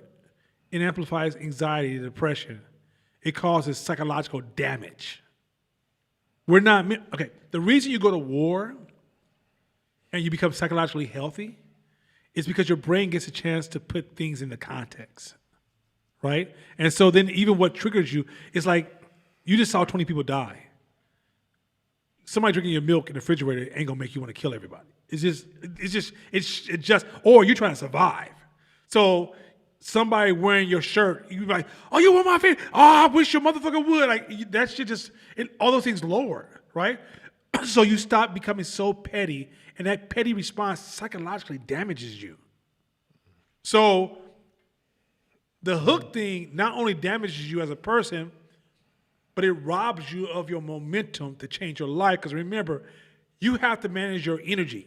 Be very clear about this. If you don't hear anything else I'm saying tonight, remember in the first class I said sleep, what you eat, and exercise is critical to your emotional change? I was showing you the rules of protecting building your energy up, right? Protecting your energy.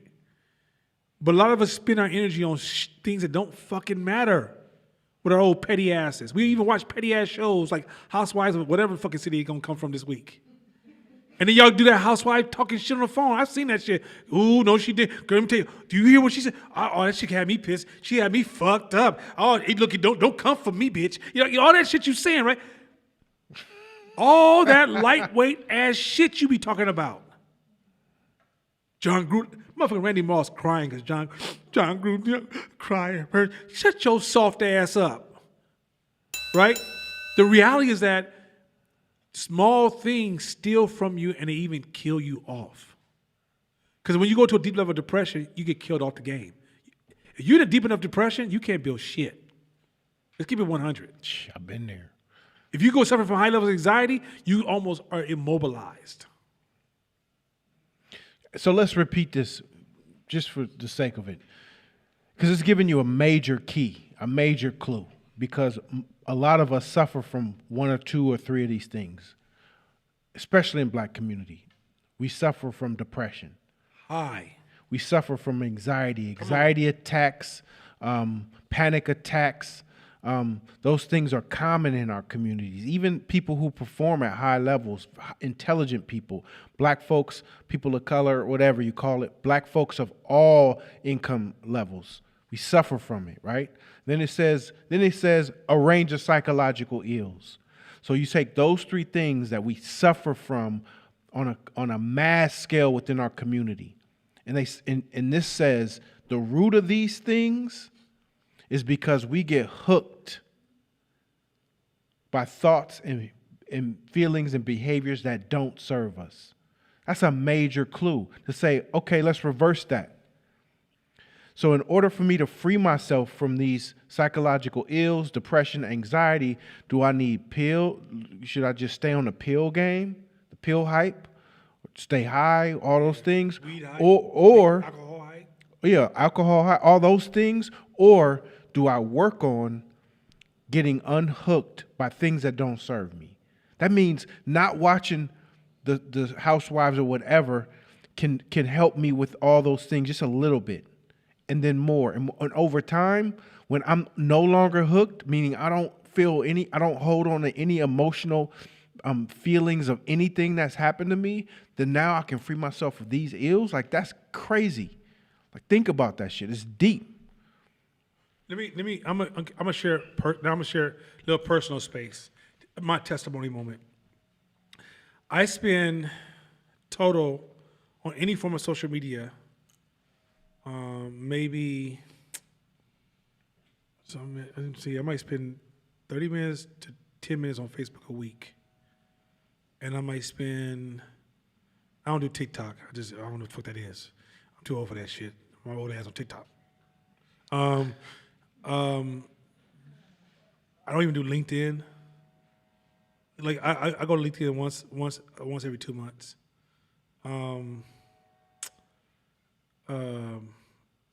Anything where people are talking to each other and you're hearing superficial issues popping off all the time. And I'm not saying that I've 100% avoided myself, but you know why I pulled off that space?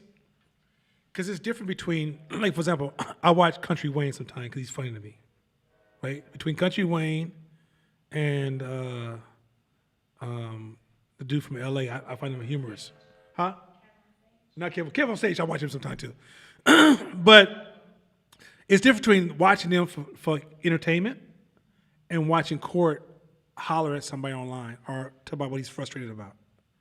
You go online, whether it's you hear what the government doing, or Davey D talking about, you see what's wrong with this, and oh no, that white woman didn't, oh they're carrying over this, and this person, that's junk I don't need. If I digest that junk, I'm stealing from my momentum through my next day. I think you guys understand. Like, energy management is so, look, you can't be like everybody else if you're running a business because you're managing, most people are not managing energy, they're just spending energy. When you're managing energy, that means your rhythm's got to be different than everyday people.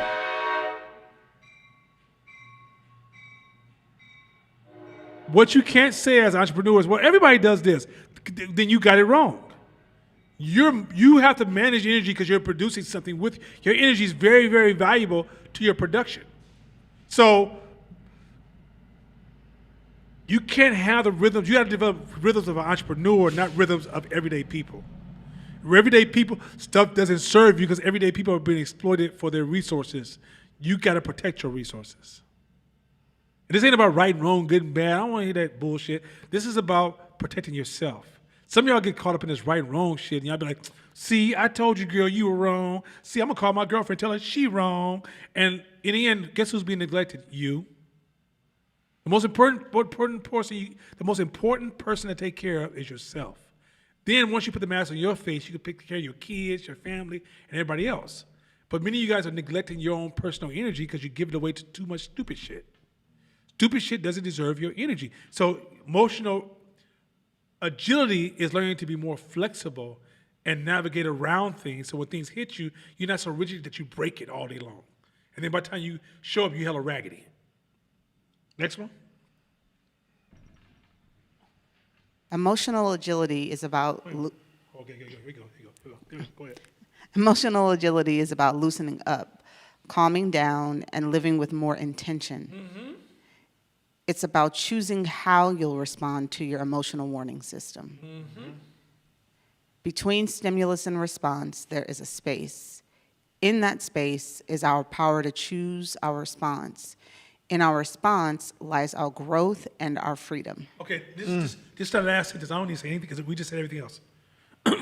Read that last sentence, and when they say freedom, not freedom like cute. I'm talking about black people.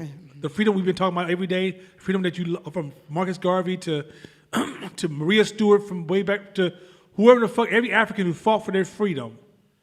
That freedom they're talking about. I know y'all might get into this white people freedom, like, free to be yourself and free to be happy, free to choose. No, this is real fucking freedom they're talking about. This is real, and I don't think in class I've really taken time to say, hey, y'all want freedom. Whether it's financial freedom, whether it's racial freedom, whether it's community freedom, whether it's free from some of the headaches and problems you want to navigate through, because you have to build systems to protect yourself from or to design around it. Read that last fucking sentence, and if you didn't get nothing else, this is the most important point. Read that last sentence. In our response lies our growth and our freedom. Growth and freedom cannot be separated. Next one. By opening up that space between how you feel and what you do about those feelings, emotional agility has been shown to help people with any number of troubles. Negative self-image, heartbreak, pain, anxiety, depression, procrastination, tough transitions, etc. Okay. Go ahead. So, this is the practice. The summation of this book, there's lots of information that is going to seep into our mindset in terms of understanding and awareness of how this works. But the space between stimulus and response and opening up that space is the actual practice. The wider you open that space, the more the game changes for you. The more time you have to respond, to think about your response. This is the actual practice, this space. That's Buddhism in a whole, in a nutshell. But like, if you're looking for the action part, terms of, all right, where do I rank now, and where do I want to rank, or how do I grade myself? You grade yourself by how wide are you opening that space, and how well are you responding? Because it's not going to change the emotion. Somebody says some shit, even to this day, your brain may say, let's check this out, I will beat the fuck out of you. But you say it in here. It's like, all right, I know that. Okay, so how can I win in this situation? Now let me. Okay, I got that out the way. I know I will. But now, how can I win in this situation? What's the angle? What's my strategy? Now that space is how you dance within yourself to where you come out with something better, and that's the practice, and that's the dope part. And the excitement that you'll get after certain times where you did it, it may be like Shabisha, you talked about last week. You said, sometimes I have, the next day I'll have an answer for something that happened the day before. And we say the practice is just moving it until it's inside of that space. That's what this is. Two things. So I started this year. When my daughter does something wrong or something bad or something good or whatever it is, I say she gets mad. I tell her, baby, it's okay for you to be mad. It's just not okay for you to throw things. I separate the emotion from the response. Zinga, I see you sad. It's okay for you to be sad. but that doesn't give you the right to do this. Separate the emotion from the response. I started early with that. We weren't taught like that when we were kids. Don't do that shit again. Sit your ass down. Don't make me spank you, right? You want a whooping?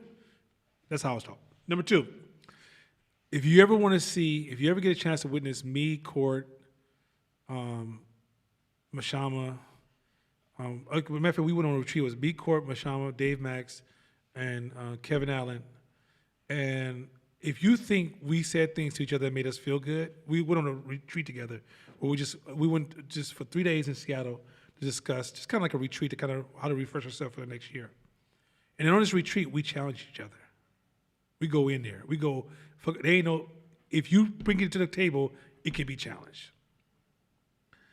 Nobody raising their voice. Doesn't mean no one felt something. Everybody felt something. But we separated the emotion from the response.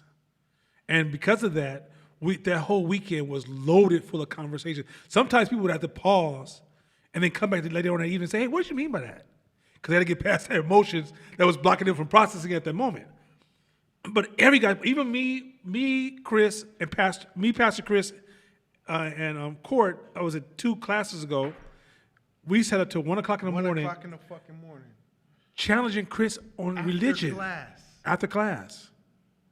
We're challenging Chris on religion. Yeah. I'm not that dude. He's spiritual, but he's broader, right? He can go there because his discipline taught him coming up to study.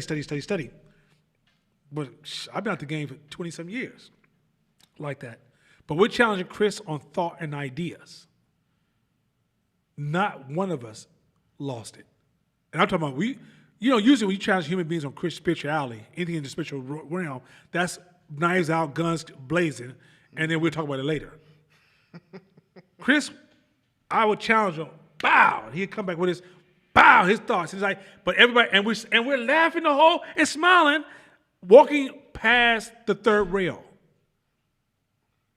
Now, this is for everybody. it ain't when you get to your certain space in this entrepreneur game, because all of us understand whatever we say is our choice, what we do with it. If I told him, yo, I think you fucked up Court Smith, he chooses not to listen, and it's done, because he knows I only told him because I love him. Now, if I come over there and being malicious, like, fuck that, man, that Hydra hella ugly, you should just give it to me. Okay, he can read the difference between that with me saying, hey, man, there's a thread coming from that. What's going on with that thread? That's kind of tacky, bro. He has enough emotion. He may not even like what I said. He might even look at the thread like the thread is kind of tight to me. But he might say, well, why do you think it's tacky? And what he's going to force is, let's get to some first principle thinking. What do we absolutely know in this conversation? And then let's work our way to our beliefs and see if our beliefs are corrupting our goal where we're trying to go. This is how the conversation is going to go. But he's not going to be like, oh, he think he's smarter than me. Oh, he think he's superior to me. Oh, he think he do more push-ups. He don't give a fuck about none of that. He knows I am here to challenge him to make him better. He's here to challenge me to make me better. And we welcome the experience knowing it ain't going to feel good. It don't feel good. It ain't like I'm like, oh, tell me I ain't shit more, bro. That makes me feel amazing. No. Sometimes it hits you so hard in the chest, you kind of sink back like you're like a Matrix movie. Oh my God. Right? But in the end, you're like, okay. He hit you hard, but he only do it because he love you.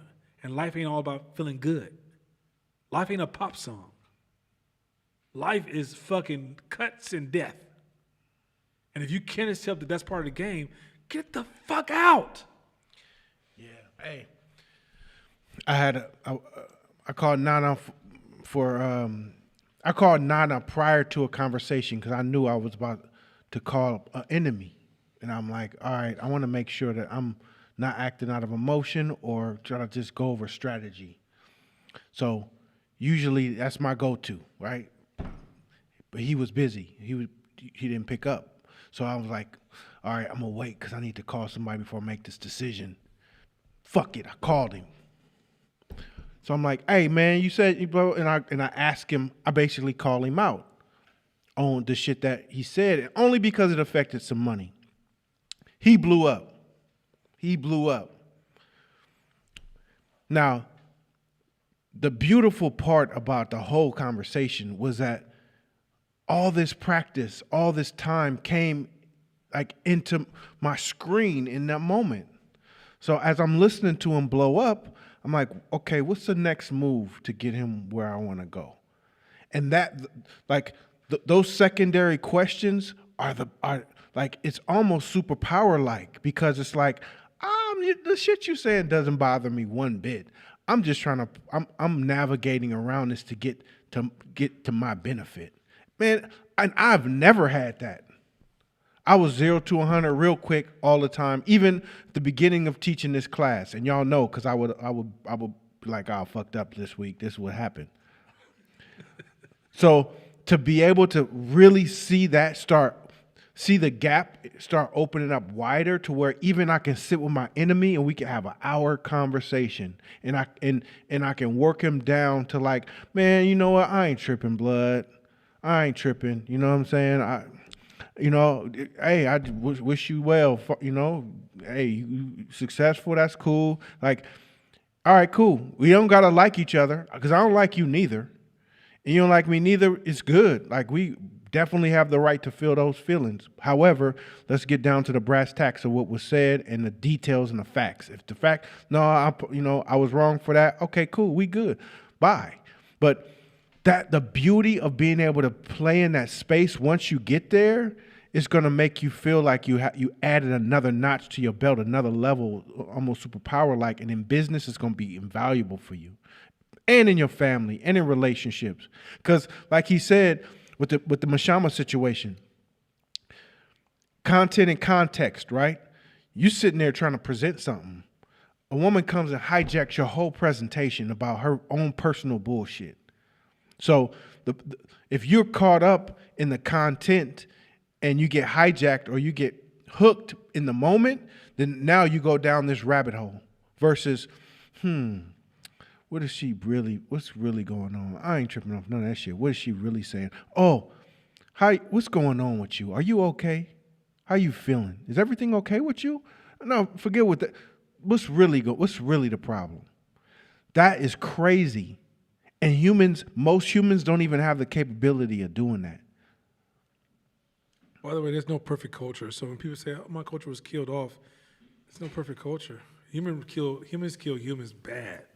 Like, humans are some cold. If you read history outside of the ones you read in your classroom or these little TV documentaries where it's just so nice, neat, and clean, where almost nobody dies, read real history, you'll find out there's no such thing as a perfect culture.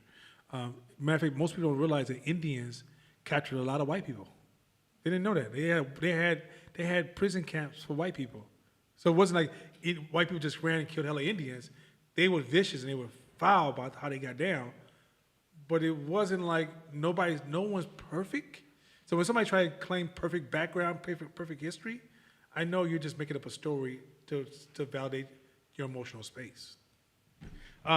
Hit this last one, then we're gonna jump into E-Myth, because E-Myth is so rich and so raw and dirty that I want to just kind of jump. I'm going to do this kind of dance and do it as much as we can, because I want to do E-Myth until we close class out, and then also leave a little room for questions. So hit this last one, then we go to E-Myth real quick. That's the... Oh, next one. Yeah, there we go. Emotionally agile people are dynamic. They demonstrate flexibility in dealing with our fast-changing, complex world. They are able to celebrate high levels of stress and to endure setbacks while remaining engaged, open, and receptive. They understand that life isn't always easy, but they continue to act according to their most cherished values and pursue their big, long-term goals. They still experience feelings of anger, sadness, and so on. Who doesn't? But they face these with curiosity, self-compassion, and acceptance.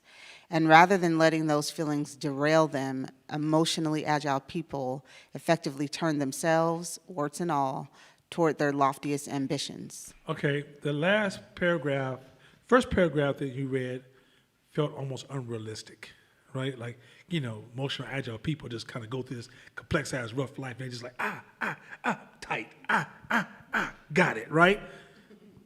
But the second part is when she put context to it. And it says, they still experience anger, sadness, and so on. Let me be very clear about this real quick. Most of your emotions are considered negative emotions. Most of your emotions are negative emotions. Pop culture got us believing that we only supposed to give credibility or get back to the so-called positive emotions. A person who always chases positive emotions will die before everybody else because they're naive. Their naivety. Die in your goals, die in your business, die in life itself. You will make the worst fucking decisions. You have the worst fucking mates of your whole life. Maybe luck will save you sometimes, but for the most part, you will feel those things. It's your ability to process it, accurately show up to it, and then get back to the goal or the track of your destination. Also, living for something bigger than yourself. Let me say this before we move out of emotional agility. If you don't live for anything bigger than yourself, you probably are suffering a hell of an emotional storm on the inside. Let me say this again. It is proven that people who live for something and stand for something have less emotional ills. When you live in this life from a narcissistic, self-centered, egotistical space, you're probably suffering from high levels of depression, anxiety, or you're going through a fucking mental pain storm that you almost can't describe. If you want to heal yourself, stand for something bigger than yourself, and it will help you heal your fucking self. That's the ultimate internal drug. Because if you, okay,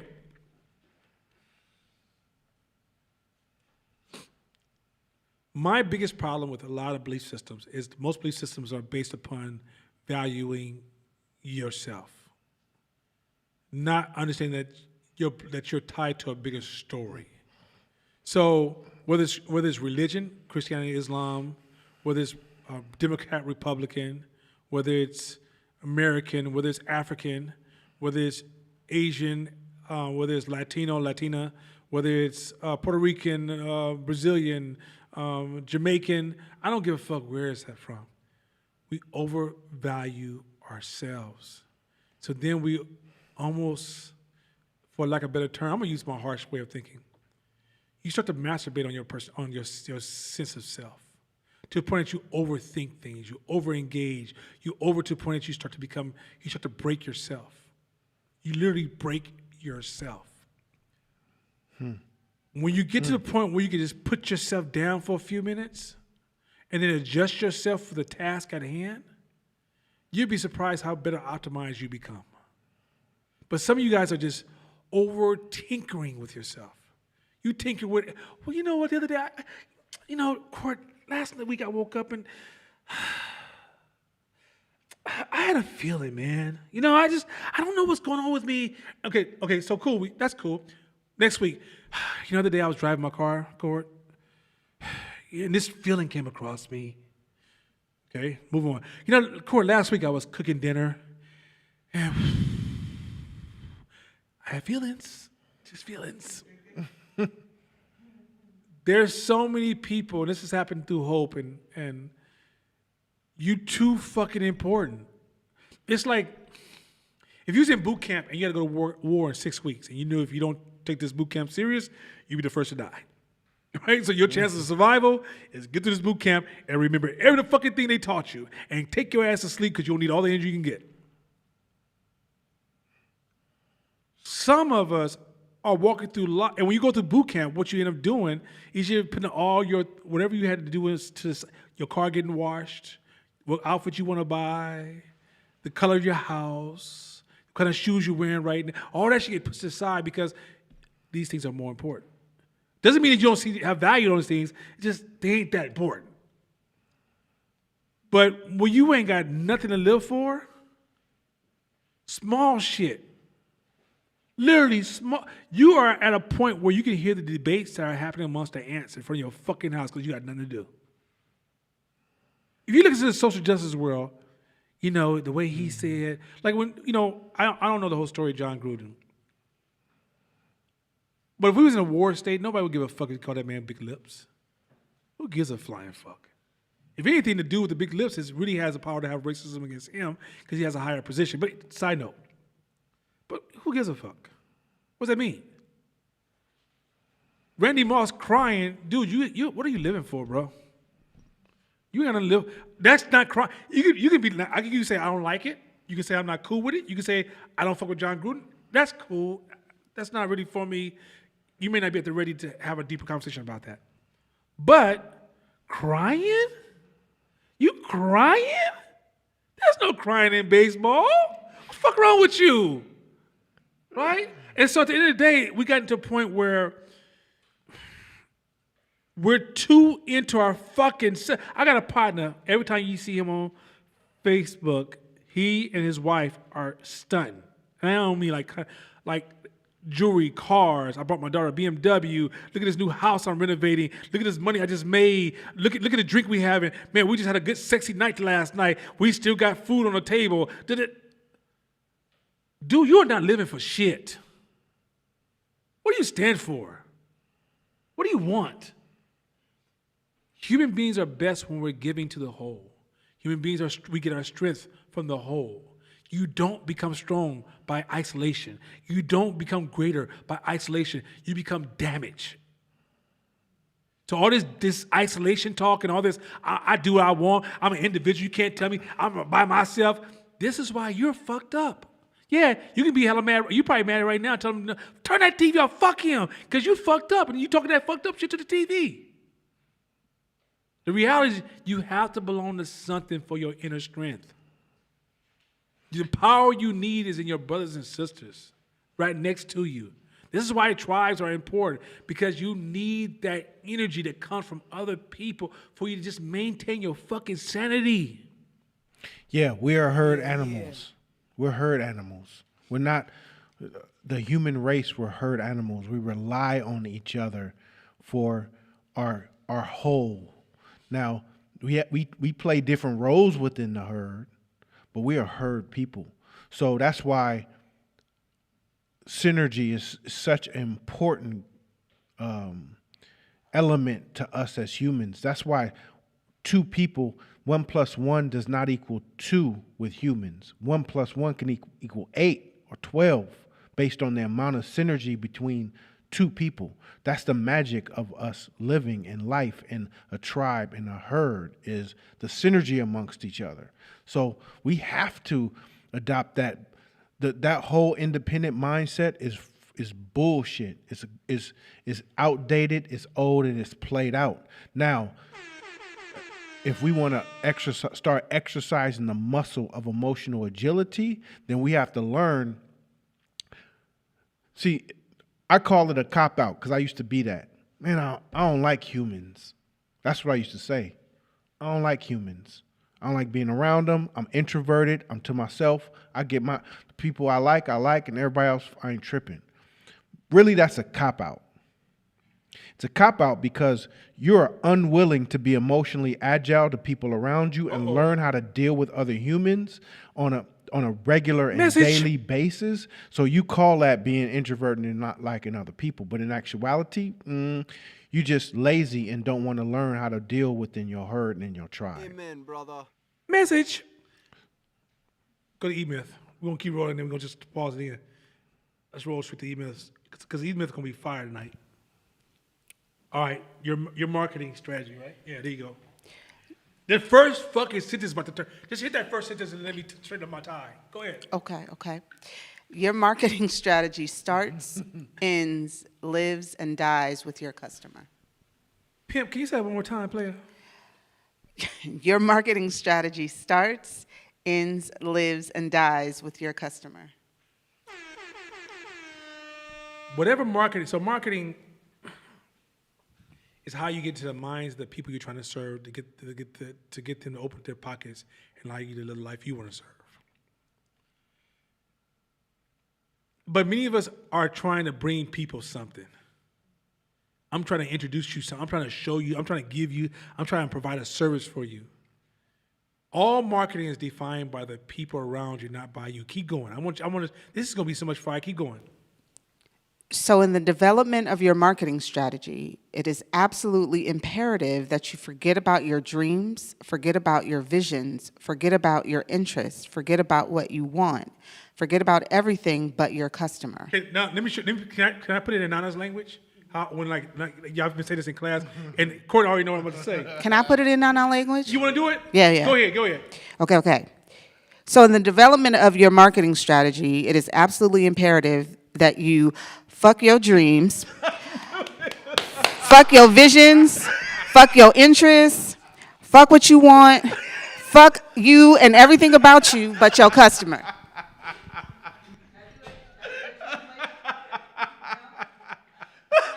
Hey!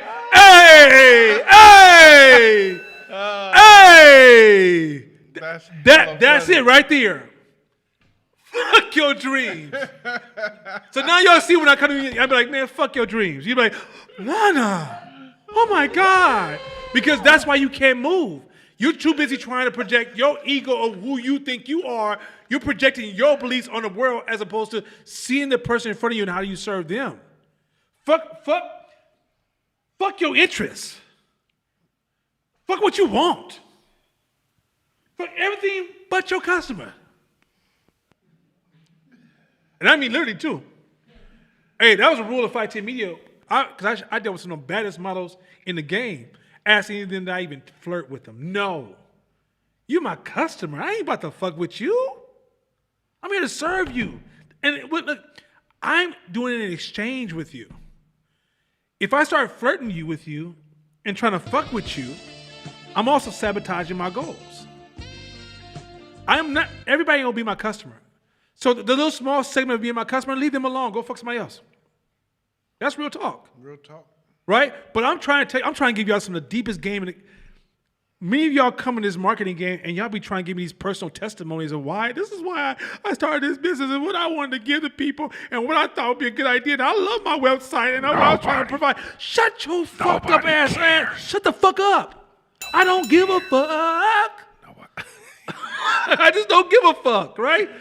Because in the end, you're undermining what you really want. You're telling me you want to grow your business, but then you're also telling me you also want to sabotage your business.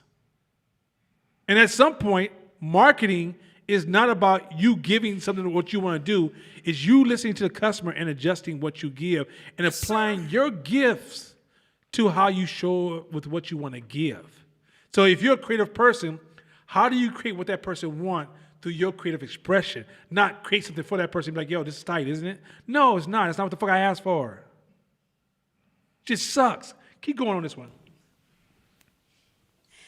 When it comes to marketing, what you want is unimportant. Okay, so what you want. Fuck your life. Yes, there you go. Okay. So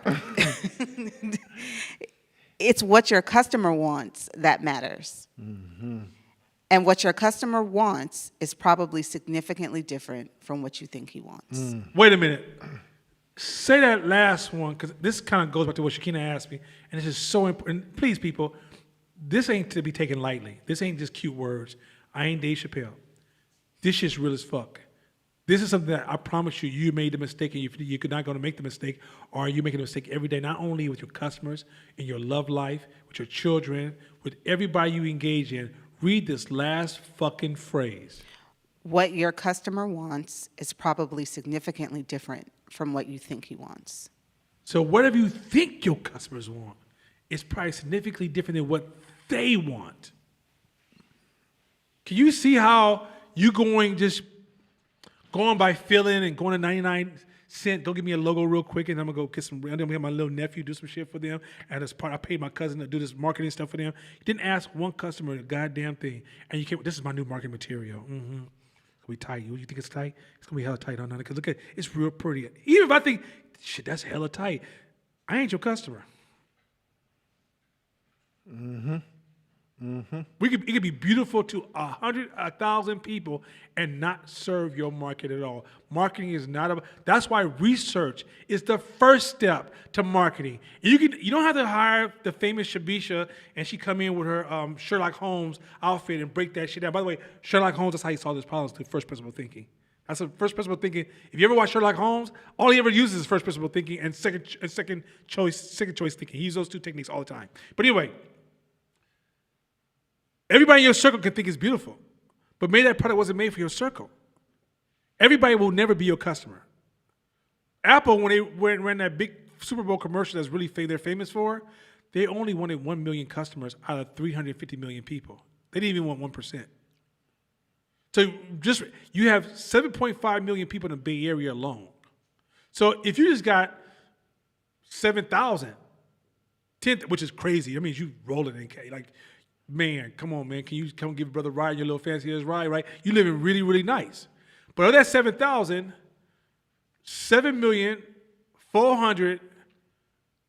93,000 people don't fuck with you. They don't fuck with you. So all those people say they love you, but that little 7,000 that love you, they gotta love your shit. And that's why you have to be so tuned to the people you're trying to serve to find out what they want and stop telling them what you like. Stop trying to project, like, and we do it naturally. Let me show you how we naturally do it. Yo, man, I like the new Benz. I like a Mustang. Yeah, Mustang cool, but have you seen the Benz though? I just dismissed it. That's cool. We playing around in Chattertown, right? But in business, yo, man, I like that new Benz. Yo, I like the new Mustang. Yeah, which one? What you like about it? Okay, you got to break it down. If they remove this from the Mustang, what is it about the Mustang you would not like? They took that off. You're not gonna fuck with it.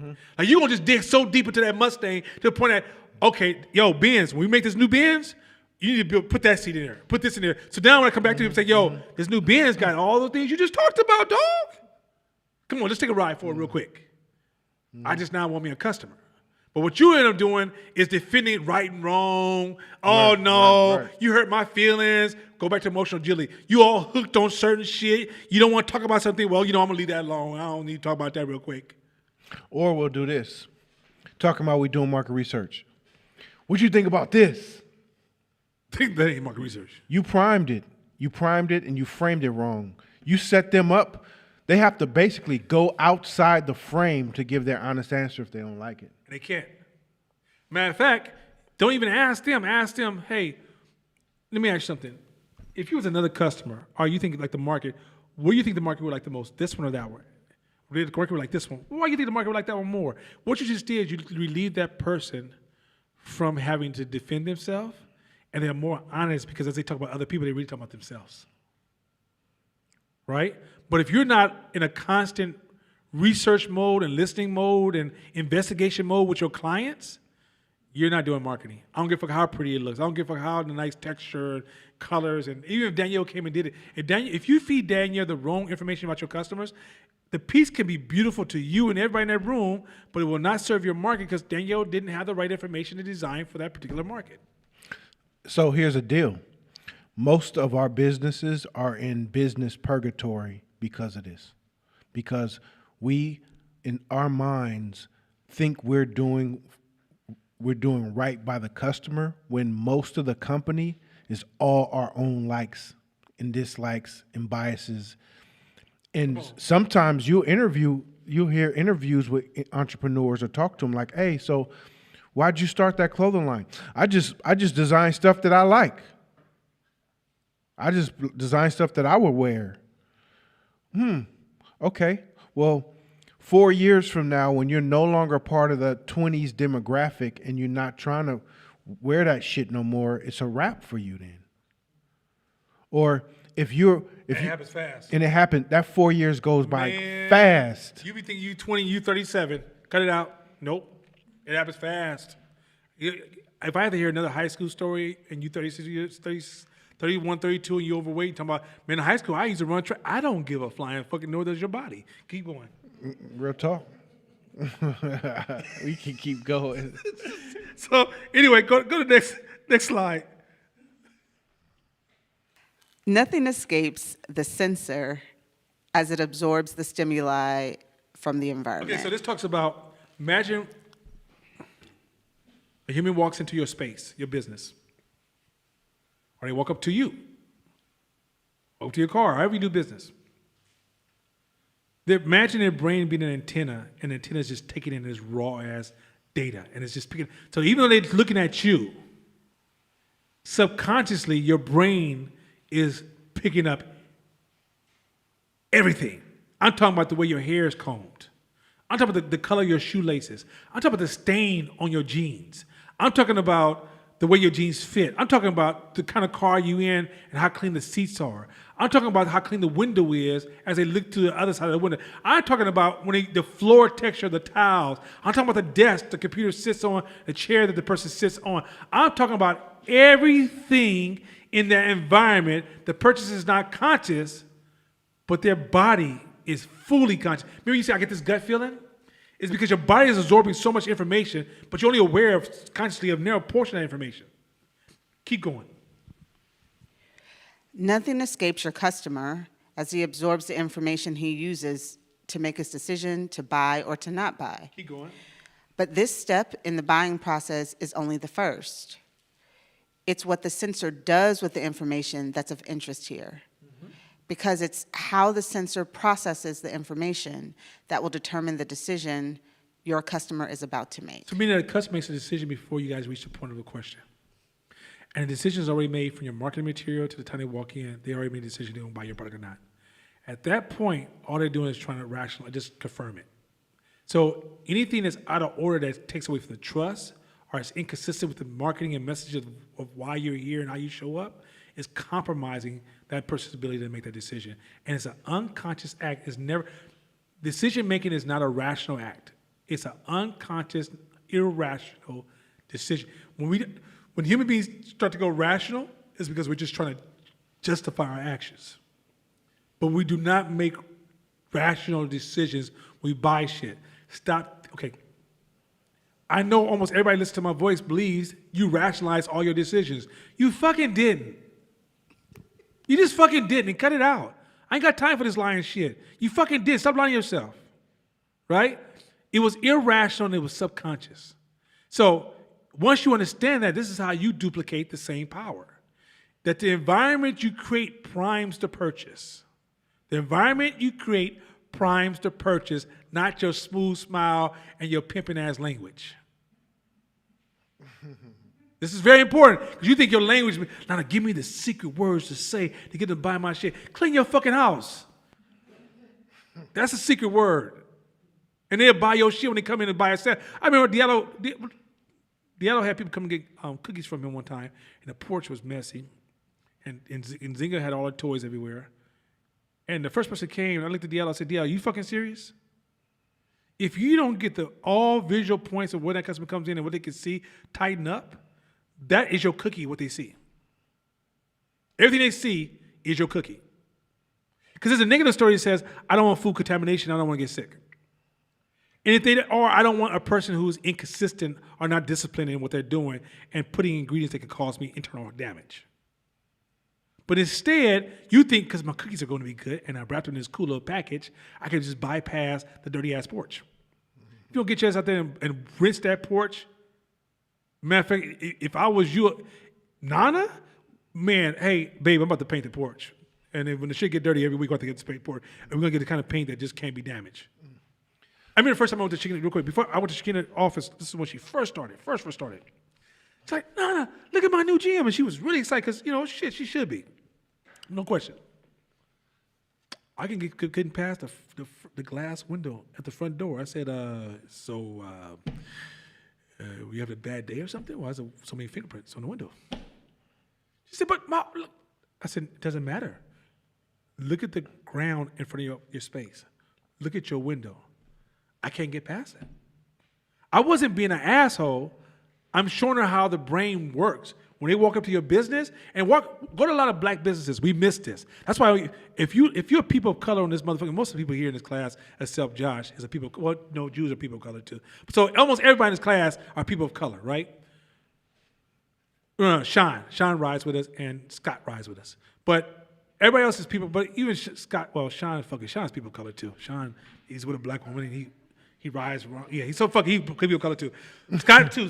All these people of color that's in this fucking class. Let me share this with you because Scott is like Irish, and when I say Irish, I'm talking about like classic, real Irish dude, but with black flavor. But you will see this is very common amongst ethnic people. Go to the front of their businesses and they don't pay attention to details. or you see a business start to dwindle. You see this, like hipsters are trying to show you how to do this shit right. Hipsters open up a donut savant in East Oakland in the hood, and when you hit that corner, polish, right? Go to the next corner, you're like, If they selling donuts, I don't want nothing you have to sell. But on that corner, they right in the middle of the hood, they brought light. It's like the brightest thing with no lights, right? If you just took the focus of paying attention to anything that can impact your customers, black businesses should be the dopest things we experience when we walk up to them. Go up to most black businesses, go to most Latin businesses, go to most, even go to a lot of taquerias. I walk into them, I'm like, I'm not eating this taco. I don't know what the fuck is on this. Right? I go to some of my Jamaican spots. Nope. I'm good. I'm good.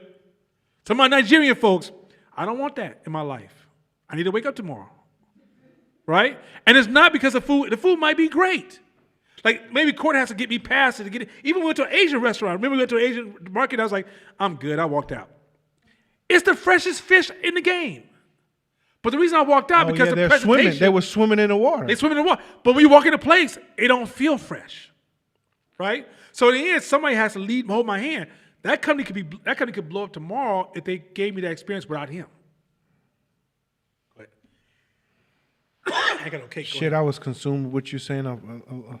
I think one of the things I was going to say is internally we know this because what restaurants have you gone into where you thought you were going to have a good experience and you need to go to the bathroom real quick and you went back in the bathroom and you saw how disgusting that shit was and the first thing you said to yourself was, this is how they do that bathroom, that's probably what the kitchen looked like, and you lost your appetite, right? Now, No, she can still eat it. Let's just let she still eat it. Go ahead. it don't matter what the menu looked like. It don't matter how nicely decorated the restaurant was, the waiters, everything. That bathroom experience fucked it up for you. So, because internally, mentally, because of our survival mechanisms as humans, when it comes to putting stuff in our mouth or making spending decisions, we all of a sudden have these extra spidey senses and we recognize everything. We look around and see everything because we're looking for clues to tell us not to do it or red flags that could potentially protect us. That's part of our survival. It's part of our survival mechanism. So know that the customers are doing the same thing to you. Now, there are some people who don't give a fuck, right? Those are their customers. That's their demographic. That demographic is a not give a fuck demographic. And so I've walked into some shitty ass restaurants and it's packed because those motherfuckers don't care.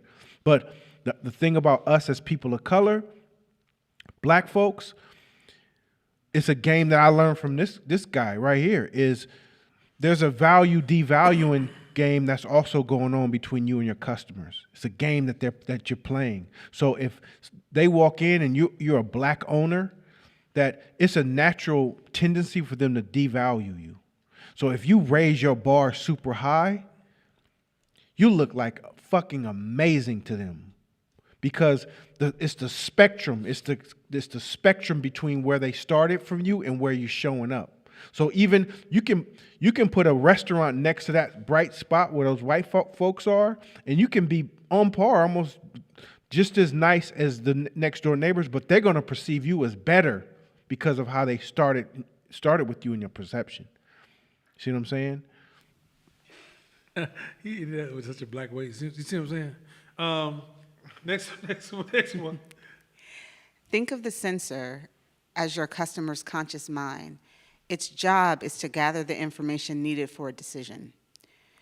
Most of what it does, however, is unconscious, that is, automatic, habitual. So, even though your customer's conscious mind is actively absorbing all manner and forms of impressions, it is totally unaware of most of them. So the customer, if you ask a customer, hey, did my window bother you? They'd be like, what are you talking about? It impacted them, they're not aware it's impacting them. So this is why you won't get natural feedback. Of people going, I came here in space the other day and that carpet, I just can't look at it no more. Right? But unconsciously, it's devaluing you. And here's the thing, when you try to raise your prices, it's going to create more tension. Right? Like right now, everybody should be thinking about raising their prices by, everybody should be raising your prices by a minimum of 5.9% based upon current inflation. If you fight for approval, you're still trying to hold on to the same old whack ass prices. But your prices instantly should go right now 5.9% because the cost of gas is up, the cost of everything is up. Minimum. Me, I'm taking a 10. Everybody else 5.9. But if you want to go 10, 15, the business has to feel like 10 or 15. It can't be a 2.3 increase or 5.9 minus because your shit should have never been that much any goddamn way. So in order to get those kind of prices, you won't get those feedbacks. You got to own this conversation for yourself. And you got to look for clues, but you can't expect them just to tell. Like, nobody told me to clean my carpet, so I didn't change it. They didn't know to tell you because it was unconscious. You got to look for clues, right? And you'll hear sometimes in the conversation, they would say something like, yeah, so I asked my friend to come over, and I told him to wear shoes when they come over because sometimes, your floor. But anyway, and then you'd be like, oh, shit, it's my floor. Oh, you changed that floor. People won't take. They may say it just so matter of factly. And if you brought it back to them like a week later, like you said something about my floor, they're like, I don't say anything about your floor, because it's unconscious. You was about to go somewhere too earlier, but I want to piggyback because I think it's important. It's a lot of times us customers, entrepreneurs, you don't start off in that space of raggediness. You start off in excellence. Everything you start, it's like getting a new car, right? You washing that motherfucker every week, precise windows, carpet, can't nobody eat in there, none of that shit. Same thing with business. You start off with the windows, and then one little thing breaks or one little thing falls apart just slightly, and you're so busy because you're in the business that you don't got time to get to it yet. So, but you like everything else still looks hella dope. So I'm not really tripping. Next you know, something else breaks. And you're like, oh shit, I do got to get to that. But I'm hella busy. Then next you know, something happens, an event happens. Somebody steals or something breaks down that you don't have money to pay for. And it's just a gradual decrease in value in your company. And over time, because you're so busy, a year has gone by. And that's when you look up. And you may not even see it. You may still see the old version. You may see the flowers and pretty pictures, but everybody else is like, what the fuck? The carpet's hella nasty. Hella shit's broken in here. It's hella dingy and dirty. You never did the windows. And sometimes some entrepreneurs can't even see that. And it's not until somebody who can point it out to them, say, look, what the fuck is going on? Here's a picture of what it looked like when you first came in, and now look at it. Then it's like, oh shit. So a lot of entrepreneurs don't go in the game like I'm gonna be dingy and dirty and raggedy. It's a gradual decline. Keep going. It can do it literally in its sleep. In fact, it can't stop doing it. Their brain is always reading your environment because that's what your brain does. Your customer is always analyzing you on auto. They're not saying, oh, let me go walk in here and look at Fern's wine. They automatically gonna walk in, their brain go, it starts downloading information that it doesn't even know it's downloading. Keep going. For it's not your customer's conscious mind that has to make the decisions. It's your customer's unconscious mind. Your customer's unconscious mind is making the decision. I mean, that's the mind you're probably not gonna talk to. You gotta learn to know the nature of the people. Look, and you know how you speed up learning the nature of other people? Learn yourself first. As you learn the separation between your conscious and subconscious, as you start to understand motivators for what you're doing, you start to see patterns in society. You start to see, oh, they're doing this because of this. And then you start to hear conversations. You start to see, because the more you develop self-insight, you also develop external insight.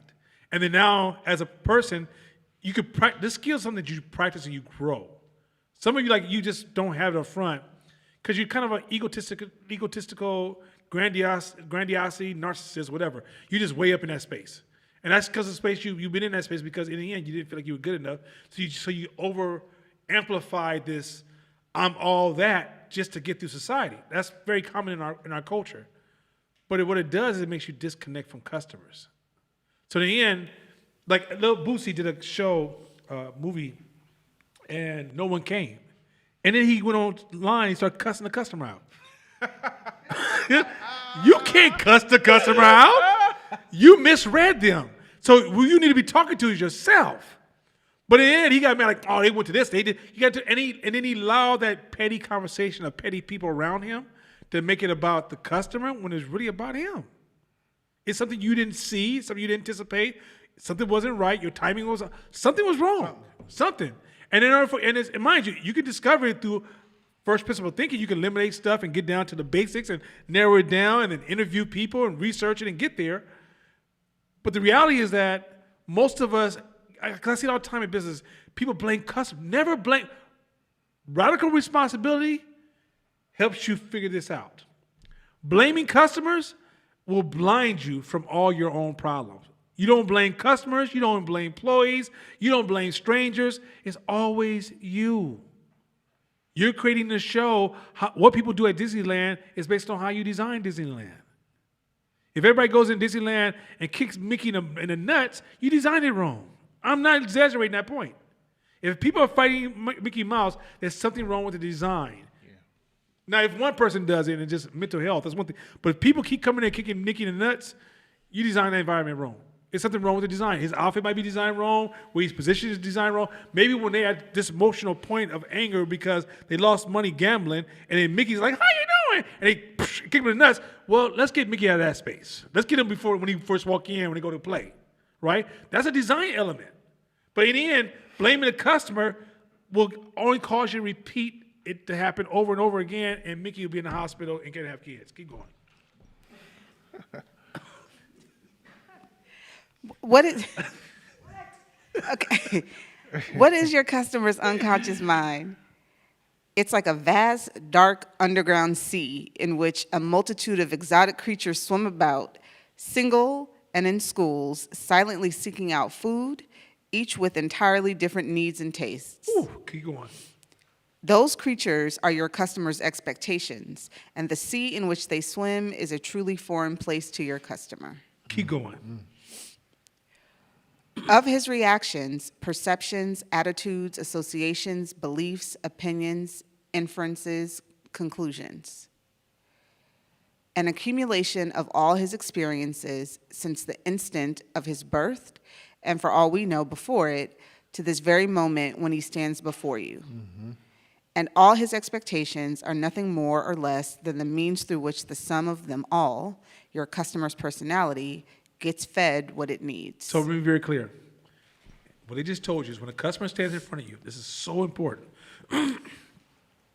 All their beliefs, perceptions, attitudes, opinions, inferences, conclusions, birth experiences is driving their needs. They have nothing to do with you. Their needs are being generated already, right? It's just up to you to meet those needs, right? And those needs are not, a bright light doesn't change my needs. It just does. Like, at the end of the day, humans are so complex. This is why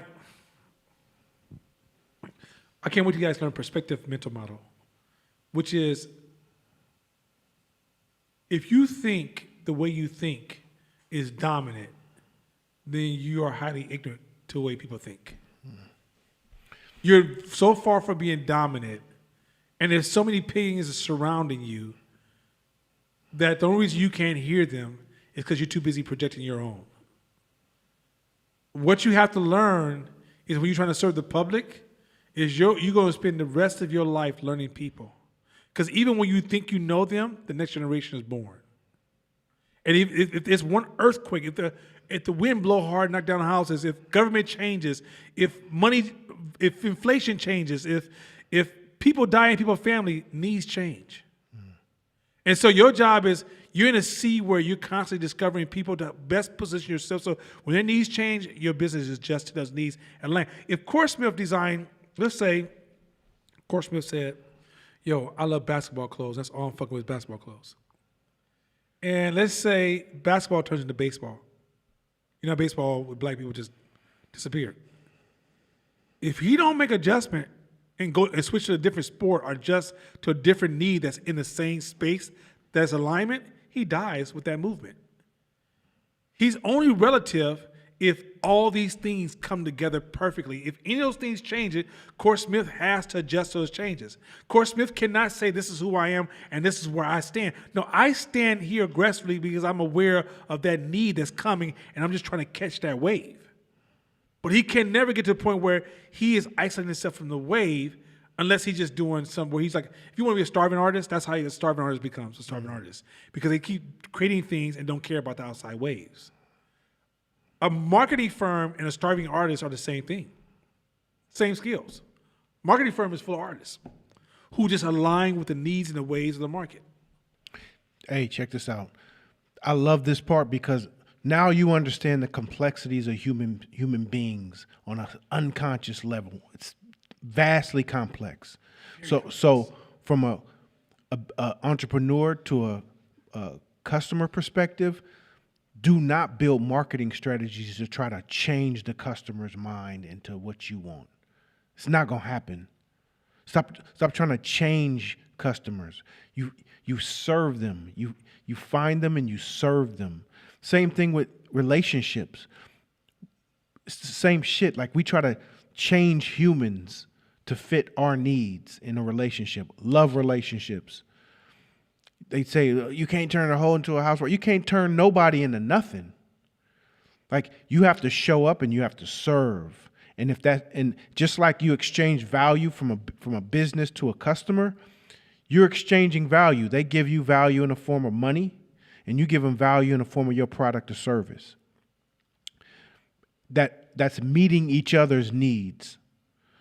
Same thing in a love relationships. Like you're exchanging value to each other. You're not trying to change each other. A person has to want to change themselves, and changing yourself is hard as fuck. So how the hell do you think like a lot of times we think we so magical and we got so many superpowers that once that person interacts with us and touches us, or we fuck the shit out of that person, now that person is going to become exactly what we want them to be and show up how we want them to show up. False. Like false. That's so false. Our goal is to be our best versions of us that we can be as humans, and we show up and we serve and allow another person to see that and exchange that value. So in business and in life, it's the same shit. And here's the thing. Here's where it gets really rough. You serve something that's always changing. That's never the same. It's always changing. It's never the same. None of us have ever been the same. Our desires have always changed. I'm talking about from every level. And if you need to show up for that customer, that particular market of just 17-year-olds of the 80s and 17-year-olds of the 90s and 17-year-olds of 2000, 2010, 2020s, 2030s, 40s, and so forth and so on. So what I'm trying to explain to you is that this is why change has to be, you have to be comfortable with change, and you can't build pride in what you do, because what you do can be changed overnight. You have to always be looking to how are you going to move your business forward. How do you continue to align with the new needs? Not how do you do this is what we've always done. It always worked for us. Now, I'm going to get to there is a scaling rule that says you can't exploit. No, I don't do that now. For right now, learn this right now. There's another stage of this as you get higher, where the rules kind of invert, but don't invert. It's a long story. Anyway, it's crazy. The bigger you get, the rules change. Just like in photography. When you first start doing photography, you learn all the rules, right? You're like, hey, don't break this rule, don't break that rule, don't break this rule. This is a bad picture, this is a bad picture, this is a bad picture. When you get to a certain height of photography, okay, now break all those rules, right? Same thing in business. It's this beginning stage, to get to like your first few million, these rules are everything. When you get to the really big numbers, these rules shift. Go ahead. Where we at? The next one? Oh. The food it needs comes in the form of sensory input from the conscious mind, the surface. And if the food is compatible with its expectations, the unconscious mind says yes. Mm-hmm. And if the food is incompatible with the expectations, the unconscious mind says no. So whatever you're doing is the food.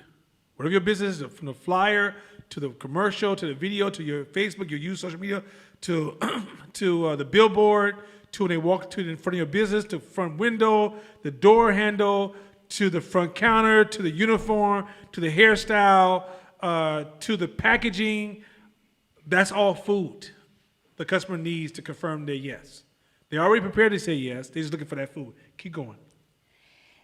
In a television commercial, we're told the sale is made or lost in the first 3 or 4 seconds. In a print ad, tests have shown 75% of the buying decisions are made at the headline alone. In a sales presentation, data have shown us the sale is made or lost in the first 3 minutes. So, first impression, the first couple of words on your website, simplicity being important. This is why everybody goes towards simplicity. A website with too many words, has no value. Nobody's gonna read that shit anyway. A flyer with, did you see how I said all these different sentences? They just look at the headliner. At the end of the day, if you don't catch, think about this with movies, right? How many movies that somebody had to tell you on Netflix was cool because the headliner just didn't catch your attention? Or the first couple of words, or the first preview, right? Your business, the first impression it happens so fast. So that's why your early presentation is so valuable, because it's actually the point where you're influencing the sale.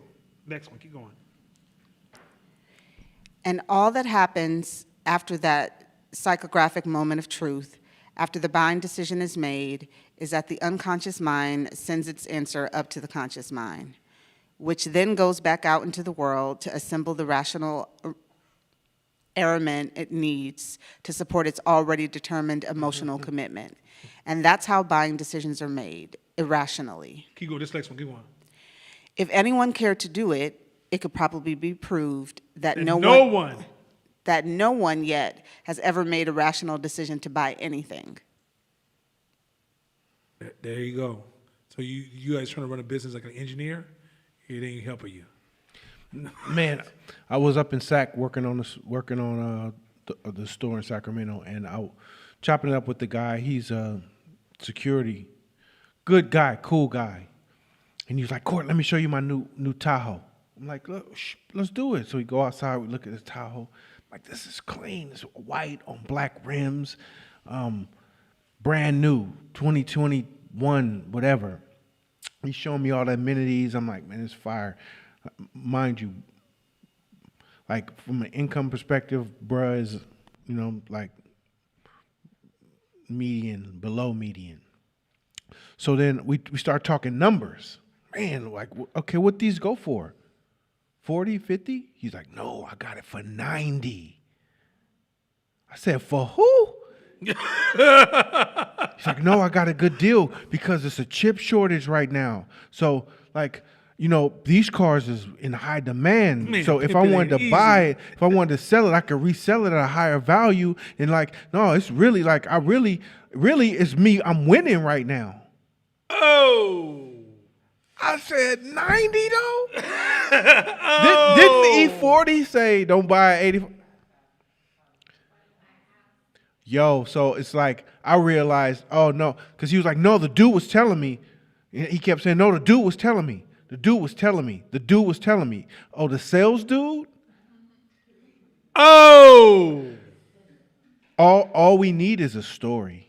All we need is a story and be able to rationalize. All we need is a story to be able to explain a why. He walked in there wanting that car so bad, the sales dude could have told him that if he bought the car, he would be an Avenger, and this motherfucker would be wearing a uniform. He will believe any fucking thing you tell him. Buying cars are not rational. Buying anything is not rational. If you want to protect yourself in a rational decision, this is when you need other people to kind of sometimes help you.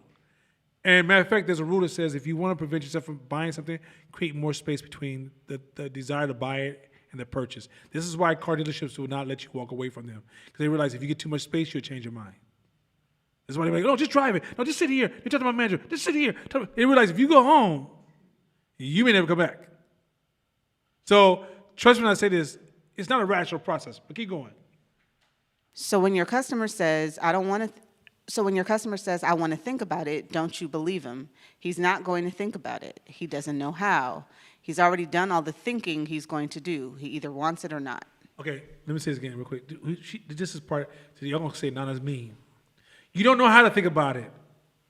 There's so many emotions just running through your system that you had asked, when somebody says I'm going home and think about it, they don't know how. It's almost stoic to think about it. And very few customers are gonna be stoic. Have the ability to have the discipline, like, okay, let me breathe, let me process it, let me analyze it. Right? Yeah, I'm a researcher. Like if I decide I'm gonna make a big purchase, I will study the fuck out of a decision, right? Most people don't do that. 99% of your customers are not gonna do that.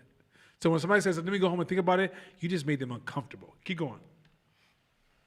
What your customer is really saying is one of two things. He is either emotionally incapable of saying no for fear of how you might react if he told you the truth, or you haven't provided him with the food his unconscious mind craves. Either way, little or no thought enters into the transaction. Keep going. D- Despite what we would like to believe, the decision was made unconsciously and instantaneously. In fact, it was made long before you ever met, but your customer didn't know it. There you go. That's the key word right there. The customer had already decided to support your business. Didn't even know it. So if you figured out what is the perfect business, what would be the perfect business? Let's say your market is black people, which is a great market. A lot of money amongst black people. Black people got way more money than most of our self-hatred self will ever analyze. If you went around to just black people alone, and say your customers was mostly black folks, and say, hey, if you guys went to a perfect event, what would it look like? And as you got that idea from them, because they're telling you what they want to see, and you created that for them, do you realize the flood of people you will be able to serve and how many customers you will be able to acquire? I had a person come to me last week and ask me about starting a business. They want to start a laser gun business. You know, laser gun where you have house parties, the laser gun. I thought, okay, it's possible. She said, so I'm thinking about LLC, I'm gonna do it this way, this way. I said, okay, so have you did the numbers yet? First thing is numbers. No, I didn't. Okay, did you go work for a laser firm or just kind of sit with them and interview them? No. Wrong mindset. You're building a business from your ego. That ego is the enemy. This is where it plays out. You're not thinking about the customer. You got an idea that you think would be good for people, and you convinced they're going to buy it, and you're going to bring them some services. You may find out, this happens all the time in business. You go to start a laser business, and you end up building a disco something business because you realize more money's over here. This industry is more underserved, and the technology from here, from first principle thinking, would make more money over here, right? But instead, if you just go in there with this, I'm going to do this, you throw first principle thinking out, you make all these assumptions, you project those assumptions, and the thing you leave out of your equation is customers. And then when customers don't knock on your door, you're like, I don't get it. Why, this is the best product. My girlfriend, we set up all night, made this. Now I put all my money and everything into it. I'm going to cry too. Shut the fuck up. I don't give a fuck. All you're doing is burying yourself in badass thinking. You didn't think about the customer? Then no one gives a fuck about your feelings and your intentions.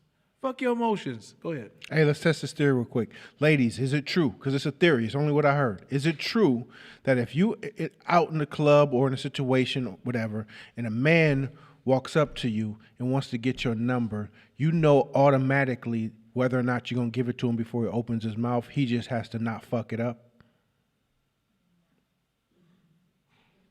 Yes, no? Possibly? No, possibly? They say a lot of times that those that Okay, intend. can I just answer for them? Fuck that. No, fuck that. I'm not that dude. Yes, that shit works. That shit's amazing. And matter of fact, a woman taught me how to use that to my favor. So I'm talking from a woman who taught me game that I praise her name. Anyway, that woman who taught me so much game, I had a beautiful youth. And I promise you, that shit works. All of them like, oh, I don't know. Once again, you can't ask the customer. They don't know. They can't process it, right? But I can tell you, a woman, when she says hi a certain kind of way and a certain kind of smile, It's a wrap. She's already told you, just don't fuck up and come in quick. That's all I. Right? But if you come in and talking all the tap, tap, tap, tap, tap, tap, tap, tap, she'd be like, oh my God, I can't do this, right? And then on top of that too, but if a woman don't want to fuck with you, you say hi to her, she damn near won't, she won't look at you, hi, how you doing?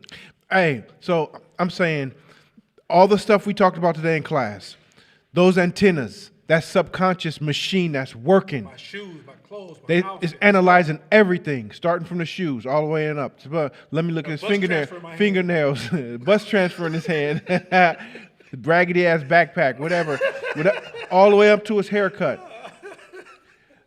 That gives a potential yes or no off top. Now it's like, okay, just don't fuck this shit up. A lot of times, from what I hear, that's true. But you guys have your own experience. No, it's true. So what I'm saying is, us as humans and as business people, we have to know this operates in today's society and in the world. We can manipulate it. We can use it. We can use it in business to our advantage, and we can use it in life. It's not, the world ain't fair. Life ain't fair. We get judged all the time, and sometimes it's falsely judged. Yep. But that's life. So we got to understand how to manipulate it and use it to our advantage, because a lot of decisions get made unconsciously. I've walked in rooms plenty of times from investment perspectives or just business perspective and sat around dressed like this, and motherfuckers will act completely different until somebody introduces me. Hey, this is Core from Core. Oh, you Core from, oh, what's up? Because they've already made an unconscious assessment about what in their mind who I was in that moment. So just this is a fact. That's just real. Look, man, look. When I was younger, them kids are shit 100%. I thought it was about that chip, that gift of gab. That was fantasy movies and reading Donald Goins and how you all fucked up. Sister told me, she said, a sister will know she wants you or not by how you show, because she has an idea of what kind of man she wants to be with. So how I showed up, if I was fit within that story, and I had to be very clear what kind of woman I want and how do I want to align with that story. So I also had to look the part. I promise you, once I learned to see the type of woman who wanted this type of person, all I had to do is say hi and say, excuse me, would you like to go out? Right? And what did she say? Well, where would I go with you? Right? We're moving towards the end destination, right? Mm-hmm. Or women would tell me, I don't sleep with nobody in the first week. Well, that's cool. That's how you treat all those other victims. But check this out, girl. Right? And because I know what you plan on doing. But because I paid so much attention to you, I stopped listening to where I went wrong. I'm gonna tell you, this is real game. Where I went wrong, I was listening to men about women. I was sitting with men going, hey man, what do you think women, man, these girls are, this is young me. Old me don't need that shit no more. But the young me was like, yo man, these girls, and we have these conversations about women, and I go out and use those techniques. What that was, like in business, me talking to my friends about doing business. Mm-hmm. I had to go to the customer itself. Mm-hmm. And the smart customers are saying, hey, man, we want business, man. You come around these Volkswagen-ass conversations, man. I ain't trying to fuck with you on that. Mm-hmm. I'm like, but they all German, though, girl. No, I ain't want that motherfucker, though, low, though. Right? And so once I learned that, it changed. I mean, it was almost like I went from being ugly to cute. It was the weirdest shit. And this whole time, I'm thinking, oh, you gotta do this. I gotta do more. I gotta get my chest right. I'm telling you a young man way of thinking. Like, anybody young, listen to me. They know that this is how young men think. You thinking, oh, I gotta get the right kind of car. I gotta get the right suit on, right? Man, when I learned the game, dude, I can go out there in the right kind of. Now you can't look like. If you give me your phone number, I'm gonna call you from a phone book because I'm homeless. You can't look like that. But what happened was when I learned the game. Man, I had more freedom because then all my efforts was directly lied to what the psychological unconscious messaging I want to communicate. And once I communicated that, so I'm in high school, partner of mine. These are side stories. Nicest dude in the world. Oh my God, he was nice. He was like the perfect man. Like he would do anything for a woman. Man, women pimped him like I've never seen before. Right? I won school flirt of the year in my high school year. All the women who told him that they wouldn't mess with me. Because in the end, I was what they really wanted. I was talking to person number 2. He was talking to that person number 1, but person number 1, they just really want you to take you on a mama, but they don't want to sleep with you. They don't want to touch you. They gonna get you. They'll call their girlfriend. Oh, this sucker bought me dinner, got my shoes done, and all this kissed him on the forehead. He hella happy. Nana, hey, listen here, girl. I made a sandwich in the refrigerator. You can go and get that real quick before we go back over here. Great. Oh, I wouldn't do that, and then you come. And it's because, and I know this might offend some of y'all. I know some of y'all just hella soft. But what I'm suggesting to you guys is that this is real human nature. That shit you see on TV, like I saw her, I said, hi, girl. She's like, oh, you're my loved one. That shit ain't the real world. No. That shit ain't the real world is some weird shit. And so when I went to business, I knew that what people told me, you had to watch them because people only tell you the best version of themselves. They never show you who they really are. And when you see who people really are, like, you know, even with the R. Kelly, the grown women, not the kids. The kids, he needs to spend some time. He needs some healing. But with the grown, that chick who was the radio host, she was being interviewed in the first person mindset. You know, I was with R. Kelly and he used me. And it was so bad. So okay, all right, he used you. What did he do, girl? Oh my God, he made me sleep with this young girl. Wait, what? He made you?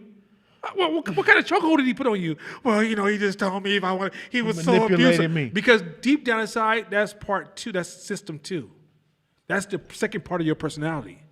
And so you would never tell us that on your television that, yo, I was in the S&M. You know, I like a little man that kind of pushed me kind of hard. Actually used to turn me on. I only got mad because I realized I was never going to be the only one. But I like that shit.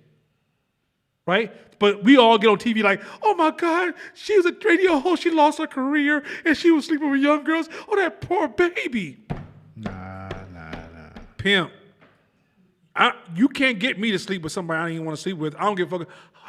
If Beyonce came in here right now talking about, hey, I need you to sleep with Boogala across the room. Hey, Beyonce, it's been beautiful. I'm going to just watch your sons. I can't do it, baby. If I do it, it's because ultimately I like that. That's what it comes down to. It's different you did it one time. Actually, no, she was riding with him.